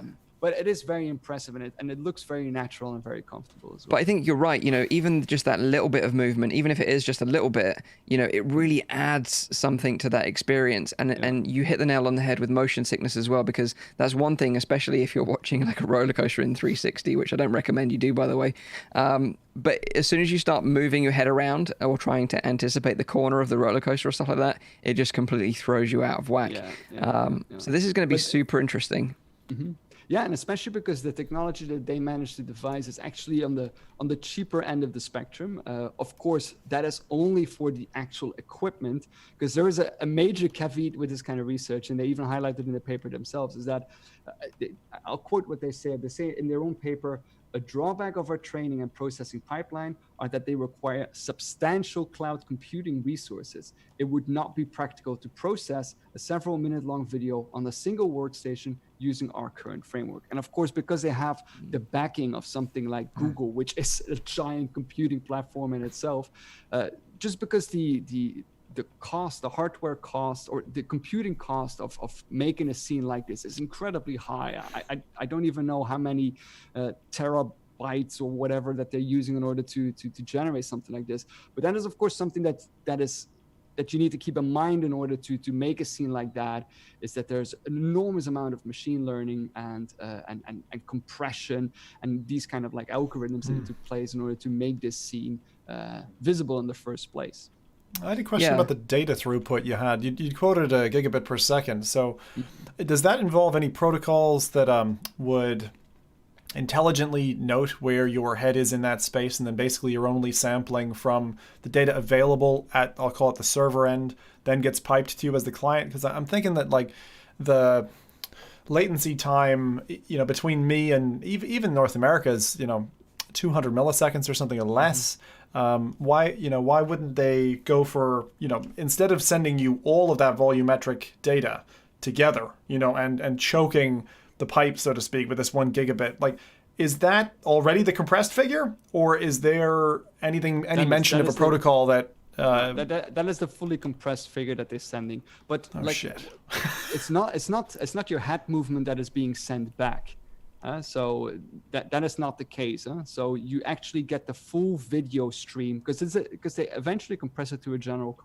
Yeah. So it's just like a regular kind of video a 360 video that you would watch on YouTube. And they even managed to do it on web browsers as well. So you can also use it on web browsers to give the input there. But you get the full image format sent to you. So the tracking is handled locally. The head tracking is handled locally. But that's what I was saying. Like, why wouldn't they choose to push that down the other side of the protocol? So I get what you're saying, Rowdy, and that's what I took from your explanation. The only thing that I missed in the explanation, you mentioned the word Atlas. What did you mean by Atlas? I didn't understand that. What they mean with that is that what they basically is they use all of the textures and they combine them together into something that they call is an atlas. So you have, because it's a machine learning algorithm that they basically apply in order to reconstruct the image. Because of course, when they start out with this original video source, the data is enormously large. So what they do then is they try to compress that first. What they do is they select a certain amount of data. So they take the 16 layered meshes and then they compress those layered meshes and they separate the textures over that into a different file format or stream format. And then when you pull those together, you have that atlas. I believe it's the atlas that then goes over what you're trying to see. Okay. Yeah. Okay. So it's kind of like atlas stores the textures. Thanks. So yeah, that's helpful. The video needs to take it from the atlas in order to display. There's a good question in the chat. They said, is there any content that we can watch right now, or is this still just in the experimental phase? I haven't. I mean, they did show a very nice video where you can explore it yourself. I haven't found any specific content as to where I can like try it myself already. But I guess that's like a matter of time. I think this is more also like a proof of concept, and they still have some points that they want to improve. Like, for example, they want to improve the latency also because they used a fairly cheap kind of thing to put the cameras on. The sync between the cameras is not completely perfect, so they still want to improve on that to get but in the end, like the overall result is so much better than the other methods that are available as well, and so much cheaper. That I do think that they'll continue with this research, obviously, but this would revive the 360 and also 180 platform in a new way, because this sounds way more immersive than what the only problem is, like I said before, this is not something that you can easily do at your home. Even if you had 46 4K cameras, and that's a little bit the issue with this, of course, that you need to have. The computing needs to be done off source, because I don't think anybody here or anybody has this kind of computing power in order to do this in a reasonable amount of time. But Rowdy, is it better than a G2? Barely. I thought so. Yeah. No, someone in chat, Terry, mentioned. Thanks, Terry. Good comment. Yeah, 46 4K cameras. It's hard to think about it. But the nice thing is that I love when scientists are trawling at a problem. Scientists and engineers are just like clawing through it, like we're gonna get there. And then what's gonna happen is someday this will be easy somehow. Like they'll have gotten past these barriers, and we'll have that. We'll have the ability. Like for me, it's super exciting. As somebody who's been streaming VR games for 6 years, I'm like, okay, this is something that's super exciting now to me, because you could have someone jump into that platform that we've always wanted, which is, jump in and actually kind of experience the same Sixtoff that the player is seeing, even if it's only in a limited range. And that was the main thing I took from your explanation, which is really exciting, because you're not trying to, light map and, rebuild the entire scene and calculate every possible angle. You're actually just saying, give me a degree of flexibility around where the viewer is, and allow me to, have my normal head motion. Not that I'm just, let's say watching Mike and strapped to his body as he's moving his head. So it's great. Yeah, and the nice thing about this as well is if you look at the paper yourself, they've done a really nice background of the research. So how they got the idea and like where it kind of started, because of course it is not the work only of Google. There's been a lot of people before that have been investigating this technology as well, and they kind of build onto that. But it's a very nice kind of overview that they give in terms of like the background of the research. Also, I'll make the presentation. I'll make this available on my GitHub account. I'll post this in the link down below, so you guys will find a reference there to the actual paper and to the presentation. Nice. I think it's fascinating. It's kind of like the basic brute force approach, like Zim said, and then you're going to see this be refined over time until something's going to be super convenient and unique, and it's just going to do it by the click of a button sometime in the future. And then we can ride roller coasters again without getting motion sick. I just think it'd be really neat when you have this ability, even if it comes in like highly compressed, like even if you had a video image that wasn't super clear, but you could move your head around that, it would just feel really natural. And I think it would sing with your kind of, again, your human brain in that environment. Even if it was like, do you guys ever remember like watching your first 360 video or your first 360 experience in a VR headset? Like I remember doing one with a hot air balloon, and I was like, oh man, you can look all over, like this is pretty cool. And then I remember watching, I think it was Remarcus's like 180 video, and then watched some of your guys' stuff. And it's like, you can see where it's going, and it's definitely not there yet. It's like, I think there's the barriers. biggest potential for this kind of technology that they've developed right now, it's mainly in like sports, where if they would place a system like that, which is actually not that expensive then, and if you have a major brand that is doing it, they probably also have access to like some off-source computing platform to actually, of course, not in real time. I don't think we're there yet, but if you could like, record matches like that and have them played or like experienced in a way afterwards, I think that would be epic. The way I see it in my mind as well, just imagine if they combine this with like volumetric capture, where you could move around like nodes in a volumetric capture, and then in the static nodes have that kind of degree of movement. That would be really cool as well. So, Yeah, so very, very 46 exciting. nodes with 46 cameras each. Yeah. So that's Just give me the A front million row seat. petabytes Yeah? of data. Yeah, exactly. Watching All pipe- watching a movie with this stuff for 2 hours and really being in there and looking around stuff. Yeah. That would be amazing. And on my dial-up connection, I'm sure it'll work great. But like that's interesting. You guys are like Nathan. You just hit on a really interesting point there. So what if you were looking to just augment that experience that we currently have of being in a virtual cinema, right? You just want to feel like you're sitting next to somebody in a cinema watching a 2D film or whatever.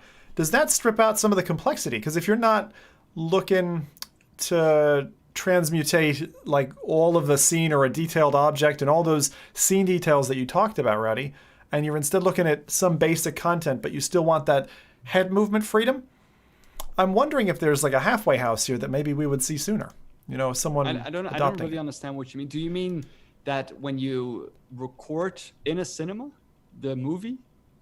So if you're sitting in a 3D movie like Rift Cinema or Big Screen or something like that, you're sitting there, you can watch content that isn't VR content, right? You're in VR, but you're watching something that's flat or whatever.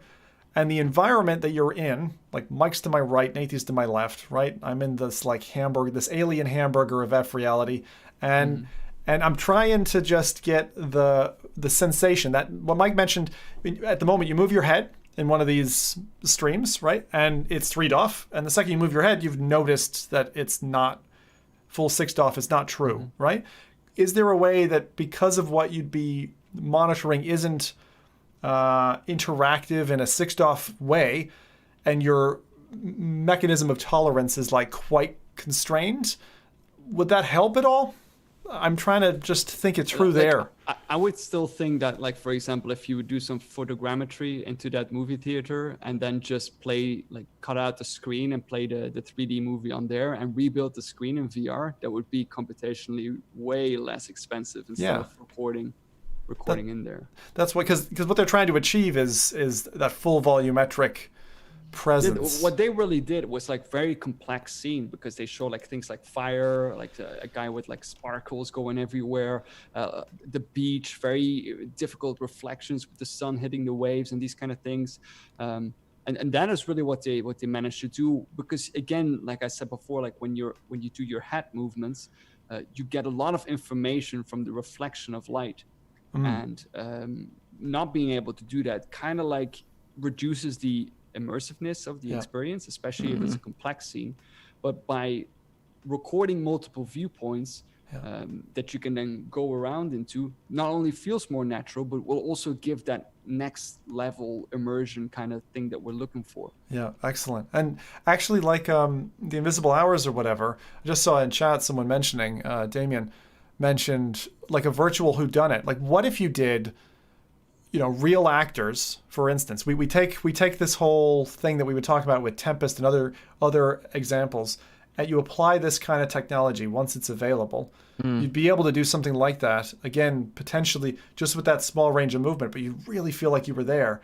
And those would be maybe not even virtual actors, maybe they'd be real actors captured again volumetrically, but then translated to you in 6'd off over the internet. So there's some pretty exciting concepts out there, Yeah, interesting stuff. I'd imagine this is going to be like years ahead before we see some sort of major leaps and advancements in this tech, though, I'd imagine. Well, it all depends again on like the groups that are working on this, and the amount of money that is being pumped into this. We all know that the more money that is being pumped into this kind of research, the more application potential and the more interest of the big brands that is in this kind of technology, the faster that this technology will be pushed forward. So yeah.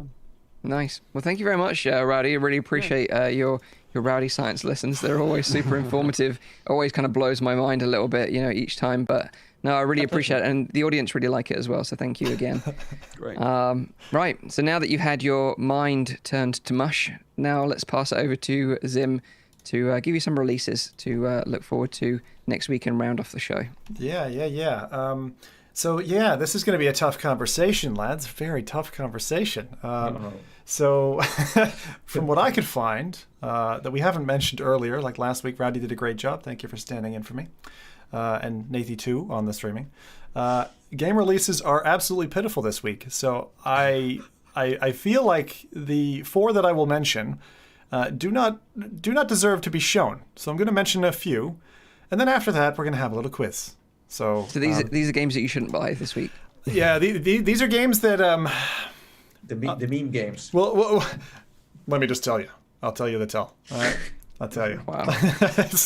they're I'm rough. preparing myself. Okay, the first one was a PSVR game that released a year ago called Darkness Roller Coaster, which was Darkness Roller Coaster Ultimate Shooter Edition.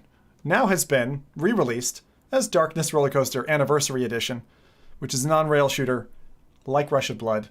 And I'll give you a quick quote from the game. More than 20 musics await you in a level specifically designed to listen to them, or the decorations light up to the rhythm of the musics. That gives you an idea of the level of quality control that went into this. And the fact that a year ago they were saying this was definitely rushed. The developers admitted this on Reddit, and now they're releasing it a year later in their anniversary edition. Usually you want to celebrate an anniversary if you had a good first launch. I think this is just, I made it, please buy it again. Please don't. I'm surprised it made it on PSVR if it's that bad, because they've got quite a high bar. Yeah, I mean, the European store, I can't say much for the North American store, but there are some bad PSVR games that look like indies that just made it, and I don't know how. They must have made the frame rate and knew somebody, and they just got on the store. So that was the first one. I'm not gonna I'm not gonna belabor these points because these are games that I really think you shouldn't be spending time with. Okay, cool. The second one. Is it getting better or worse? Oh, yeah. Okay. You know I like room escapes. So this one, based on a real life event, is Car Hacking Village VR Trunk Escape. So it's Wow, like that's a new. Wait. That's the title? yes, Car Hacking Village, or CHV, which is apparently a known acronym. VR Trunk Escape. From what I can see, Car hacking. no. Village. So it's not room escape, it's trunk escape. Car hacking village. So Car Hacking Village, and What does that mean? There's a convention. I'll give you the backstory. There's a convention around this, and this is the whole point, where at this special car convention for motorheads and that, they will take you, Nathy, and if you're a particularly good set of skills, they'll trap you in the trunk of a car on a timer for half an hour, and you have to find your way out. This is not like a room escape. It's more like you're now trapped. I don't think they gag you, but like you're trapped from somebody who's kidnapping you, and you got to get out. So you got to use whatever tools are available to get out of the car. So they decided it would be a good idea to turn that into a VR experience in the back of a van. Wait. So you're laying down on the floor, just like in a trunk? Nathan, just stop asking stand up questions please. about this game, please. Please just leave it. I was trying to play blast it. through these. This is why I'm not showing I them. might play Just wait, Nathan, just play it, and then next week we'll show a clip of you playing. It can be Don't your play highlight it. of the week. It's like How much is it? First, I want to know. I'm not going into those details. I'm not because we gotta save this for the I'm not for the gonna quiz. like. Maybe I need to spend like $20 on this game. It's on Steam. It looks shite. And the developer is one of their key bullets in the Steam page is like begging you to realize that they're a single dev and that, this is like That's on a borrowed time. Smart trick. Not a good idea. Devs, if you are an indie dev and you're going to release something rough, fine, leave it early access, but please don't undersell your own game. I get it. We all get it. Please. Okay. Thank you. That was the second one. The third one, and these are I just. love that we're not even showing trailers. I'm not pumping these games up, right? I'm just going to give you the name. It's pretty clear what you have to do in these games, though. So you can just forget about it. The third one, which I saw Upload promoting, is one of the better exciting titles to come out. I'm sorry, Upload. I don't know why you showed this game. So Stack Squash, coming out on August 10th, is like Jenga on drugs. And Jenga on drugs. I'm not going to show you this. It's not worth it. It's not worth it. Now, Zim. I'm not intrigued showing. now, yeah. I'm not showing you.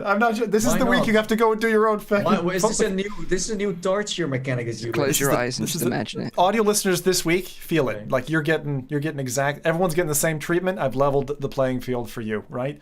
Jenga on drugs. As you build a stack of random objects that have to be balanced in terms of physics and not dropped. Like that's the main mechanic of this game. You just build objects, and as they build, you get larger, and you have to just keep stacking until the thing falls over. Is it like Mount Your Friends? Not even half as interesting as that. Okay. No. Fourth game. And then we're going to a quiz, and you're all going to burn, okay? Because I've specially designed this quiz for you to kill all of you.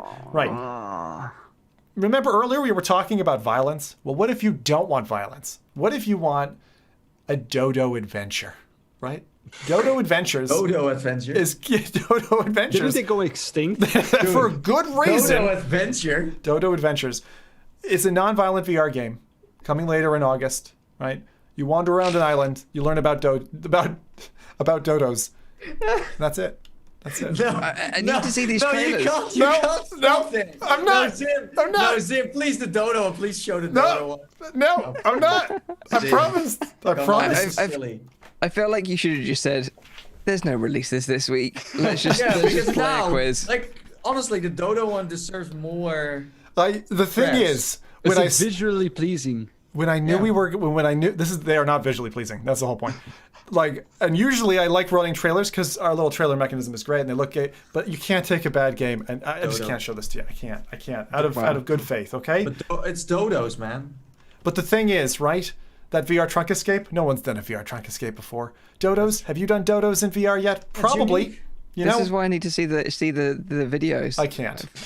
I can't. Okay. I can't. I made a design decision. I was like, I can't show this to people. I think what we should do once is like these 3-4 games. Everyone needs to play at least one. So I would go for the dodo one. Roller coaster. No, Nathan. You already made your pick with all the questions that you were asking about the car. No, but this one, hack. But this one I understand. This is my jam. I just get it. Like dodos are freaking awesome. Right.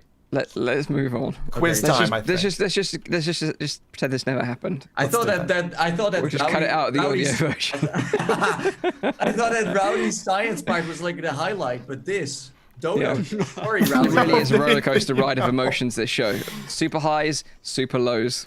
You're in it for the ride. You're in it with us. This is definitely below. This is strap in, tie. Look, why don't we? I wanted to give you guys some goo after we all had our brains melted, so that we could just get back on board. Mine is fine. I need your brains for the next part because you're all into it, and I've changed the game a little bit here. So for those of you who haven't participated in an FReality quiz before, this is pretty simple. Okay, so I'm going to run some trailers, and this is how it works. I run a historic trailer. These are games that have already come out before. The lads have had an opportunity at least to see these trailers before. I'm not guaranteeing that they've played the games, but they're not like, tiny little indies. So with that, each trailer runs for roughly 40 to 60 seconds. They guess and narrate along the way so that the audio listeners have something to kind of guess along to. God, that's like secondary guessing. That's horrible. And then at the end... The games were released this week, you said? No. Oh, okay. Historic. So no, it's like it can be 84 years ago as well. I've actually got it in sequence. So you guys are going to go Nathan, Rowdy, Mike.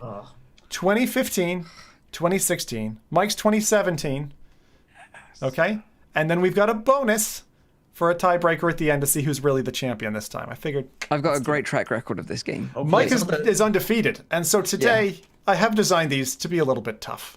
Okay? Nathan, quick tip for you as we launch the first trailer.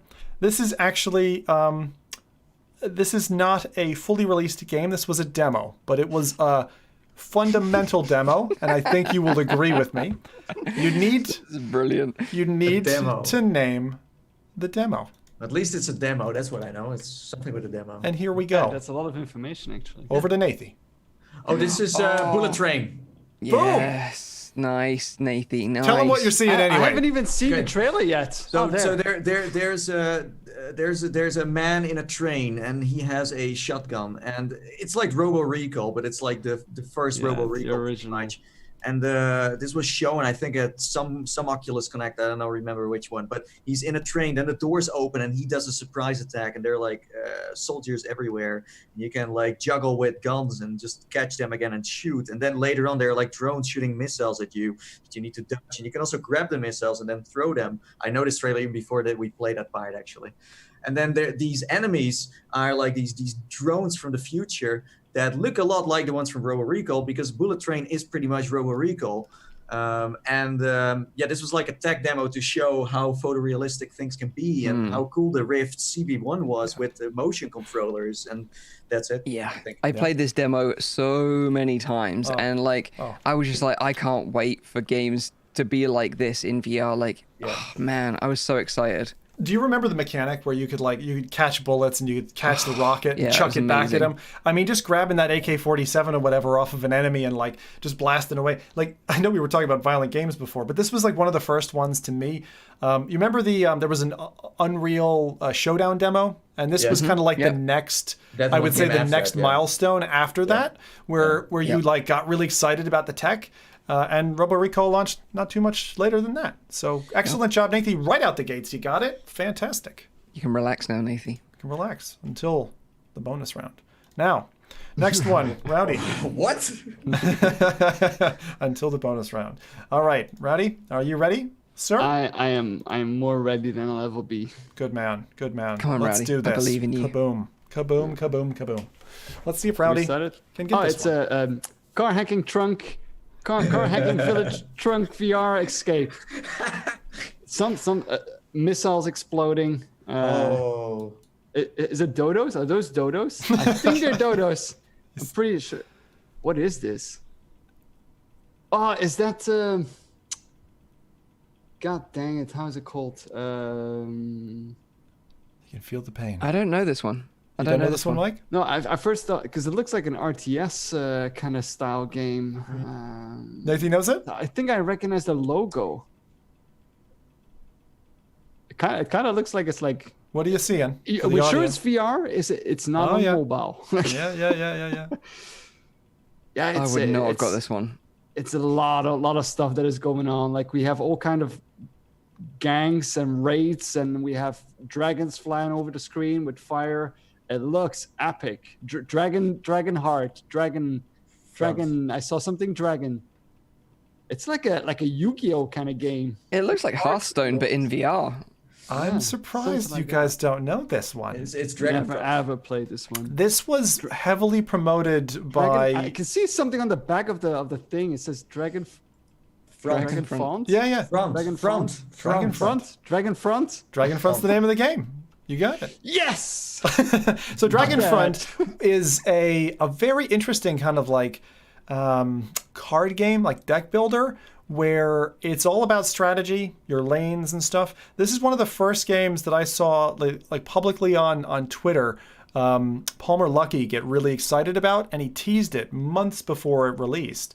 So this is actually a little while back, but I can see if it's not in your kind of like one of the games. It reminded me of that game that Oculus brought out. How is that one called again? Brass Tactics? Yeah, exactly. That's what I first thought when I saw like the RTS. I was like, oh, is this Brass Tactics? But then I didn't recognize any of the characters, and I was like, yeah, this is not Brass Tactics. The developers of this one, those made that other game that Upload then said was a nearly masterpiece. Yes, you're right. What was the name again? Damaged Core. Damaged Core. And that was right before we transitioned from gamepads to motion controllers. So this was kind of on that game because of that review. Oh, you bought it? Okay. Oh, you poor man. You owe me Upload VR. God damn it. All right, so we have one casualty, one winner so far. I got it. yeah, sure you did. That was hard, though. That was a hard one. You thought that was hard, Mike. All right. I think this one, we'll see. So as far as I know, you haven't played this on your channel. 2017, you were certainly in the space, and some of us have played it. So I think one of us will get it. So anyway, Mike, get ready. You up for it? And here we go. Let's see if Mike can narrate more effectively than Rowdy did. I see dodos. Ooh, I see dodos. There's lots of space suits. Oh, yeah. Oh, this is the underwater one. Where you run out of breath. Oh, god damn. What is it called? It's like Submerged or something like that. Not quite. Nautica? No. No, and you have a torch, and like it looks super creepy actually, and you get these kind of like ghostly flashbacks, kind of a bit Bioshocky. Mm-hmm. Oh, what was it called? It's not detached. It's not submerged. It's like. It is a single word. You're right. It's like. It's almost like that, like Something related to water and drowning. Oh, It's on the Narcosis. screen. I would never have guessed that name, though. I would never have guessed the name, but I do remember the game, but I never played it, I don't think. This one had some hype behind it too. It did, yeah. The visuals still look pretty good today, to be fair, but yeah, and to be honest, it's quite. I played it right to the end. It's one of those that you'll probably clear in like 4 or 5 hours, but it's a good kind of creepy horror game that doesn't do really jump scares so much, but does a lot of eerie atmospheric stuff, and the story's quite good. I love how it finishes, so it's still one that I would recommend people giving it a shot if you kind of really like horror stuff. You know? But this one wasn't just a VR game, right? You could also couldn't you also play this in 2D? You could. Yeah. Right. Yeah. It looks very claustrophobic, which is kind of cool. It is, and there aren't that many. I like that Rowdy said Subnautica because it definitely has in certain places Subnautica vibes, but it is way more down the horror channel. So, Mike, you lost. So far, Rowdy's out front, and for the tiebreaker, we're gonna go for one more. Wait, who did Mike get it then? No. No. So he said you're out front, Rowdy. Yeah, you're out front. So I'm saying that Rowdy is leading. He's the only one who's gotten it so far. You want to beat Rowdy? This is the score. You have to answer first. So you have to call the name out. All right, lads? So this one's a competition. So we can beat Rowdy in this like knockout round. Yeah. Okay, cool. Yeah, you win here, you take them all. Yeah. Okay, I'm ready. We good? Yeah. All right, lads. Good luck with this one. Not easy. This is not an easy one. Here we go. Garhack Village, VR trunk. Okay, so we see islands. I know what this is, but I don't know the name. And we see eggs flying and FIFA Piñata in VR. Little oh my god, creatures like coming out. My brain. Wildlings, tinglings. Tinglings. Yeah, tinglings. Elflings. I have no idea what Elflings VR. Tinglings, no, not tinglings. It's not tinglings. It's something like that though. Yeah. Tinglings, wildlings, This was from a UK studio. That helps. Tinglings. Be ready by dusk. Oh my god, Mike is close. It's beautiful though. It looks gorgeous. It's a lovely game. It's like a strategy game. It's a platformer. Is it a platformer? Because you could call it that, but no. Third person, FIFA Piñata. You have to save villagers, give them food, give them drinks, age vampires, kill some slugs. That's right. Kill that attack your island. Slug Killing Simulator 2017. And here we go with the name. Tethered. Wow. And who made this game again? Who was it? Oh, the dev? Slug Development Studio something? They're a UK dev. Hold on. It was Secret Sorcery. Secret Sorcery. I actually met them. But yeah, I wondered if you guys would get. I knew Nathy knew it for sure. I was like, I did play this. You could also create clouds and let it rain and stuff. Yes, that's right. So you had to like feed crops and stuff like that, very much like in a Simville. The thing you're gonna kill yourself with later, Nathy, is that when I played this part of the trailer, which you'll see in a second, it actually gives the first word, kind of gives away the name of the game. But you were covering your eyes at the time. Tether. Oh, yeah, Tether, yeah. Tethered is the name. So there you go. So the winner today, Rowdy, congratulations. And for your prize... Didn't Nathy get it as well? No. Nathy got Bullet Train. Oh, Bullet Train. Oh, sorry. I didn't get it. I was like. Oh no! Sorry. So it's Nathy won. Nathy won. I got it off the card. That's embarrassing. The card. I was already like, okay, so bonus round is like, okay, he gets a second chance or something. Yeah, no. I mean, you're the game master. It's like we're playing Hunger Games. This is clearly like, someone's. Rowdy's been paying me. I should just go with it. You for a moment, Rowdy, you thought you were winning. For a moment, you thought like I won, even that I didn't even name the game. Yeah, I was convinced. That's why I asked in the beginning. I was like, why am I still in? So does that mean that Rowdy's the current reigning champion? No. Does he have the belt until someone else wins? So Nathy definitely won this. I was wrong. Yeah, but okay. So Nathy has the belt. Yeah, Nathy has the belt. I win. Once it's spoken. No. Can't change it. So Nathy, your reward for this, I'm going to show you guys one thing, and then we're out with releases. Something that this is just a trailer that dropped, and I think it's really important that we all see this because it embodies our inner jungle spirit. So for those who didn't see, there was a Tarzan VR trailer that dropped this week, and I think it's really fantastic. It's like this halfway house mixed reality with a guy in a suit who just strips down bare and goes swinging through the jungle. And if you haven't seen this, I wanted you to at least get the teaser here. I know we're not playing the audio. of what it's like to swing in the jungle. Something maybe to look forward to in our future. I love that this is filmed in MR, but like this is so like staged. Like he is definitely on a harness there in real life. Do you know what I mean? Like yeah. And the but way can someone sing the music that they also have? Go on then. Woo! Tarzan VR. Like he's swimming. He's swimming there. Like he's completely horizontal. Mike, don't get triggered over things that are CGI. Oh, is that Jane? Wait, Jane just. No. This is also a Tarzan. Like everyone can be Tarzan. Did you guys see this earlier? The dive gets me every time. Yeah. Yeah, the dive is amazing. The dive. Mike, you should make a video like this. Please make something like this. Oh my god. Oh, so good. You got to give them props for the effort they put into this mixed reality trailer, but it's just so really unrealistic. But on a serious note, like if someone who never tried VR and is like, okay, I want to try, and you show this, would they be like, I want to try this, or would they be like, what the heck is VR? I think they'd be laughing their ass off. I'm just like I wonder, is this like a meme video just to kind of make fun of the game in a cool way, because it kind of looks silly. Tarzan is kind of silly. The thing is they have kind of cartoonified VR Tarzan over the years, and I think for this one, for me, like they actually, when I first saw it, I kind of rubbed it off as like, yeah, okay, they're just funny meme, like whatever. But I think that game, who knows? Might be actually some fun. Certainly more fun than that ape game that we played. This is from the Planet of the Apes. This is from the Stonepunk guy, right? Stonepunk Studios, the one that made who worked for World of Warcraft. Yeah, Stonepunk Studios. This game that he made? There was like this, looked really good. He was the only one who made it. He made already a VR game before this. What was it called? I'm sure everyone played it. It had some World of Warcraft vibe to it as well. No idea.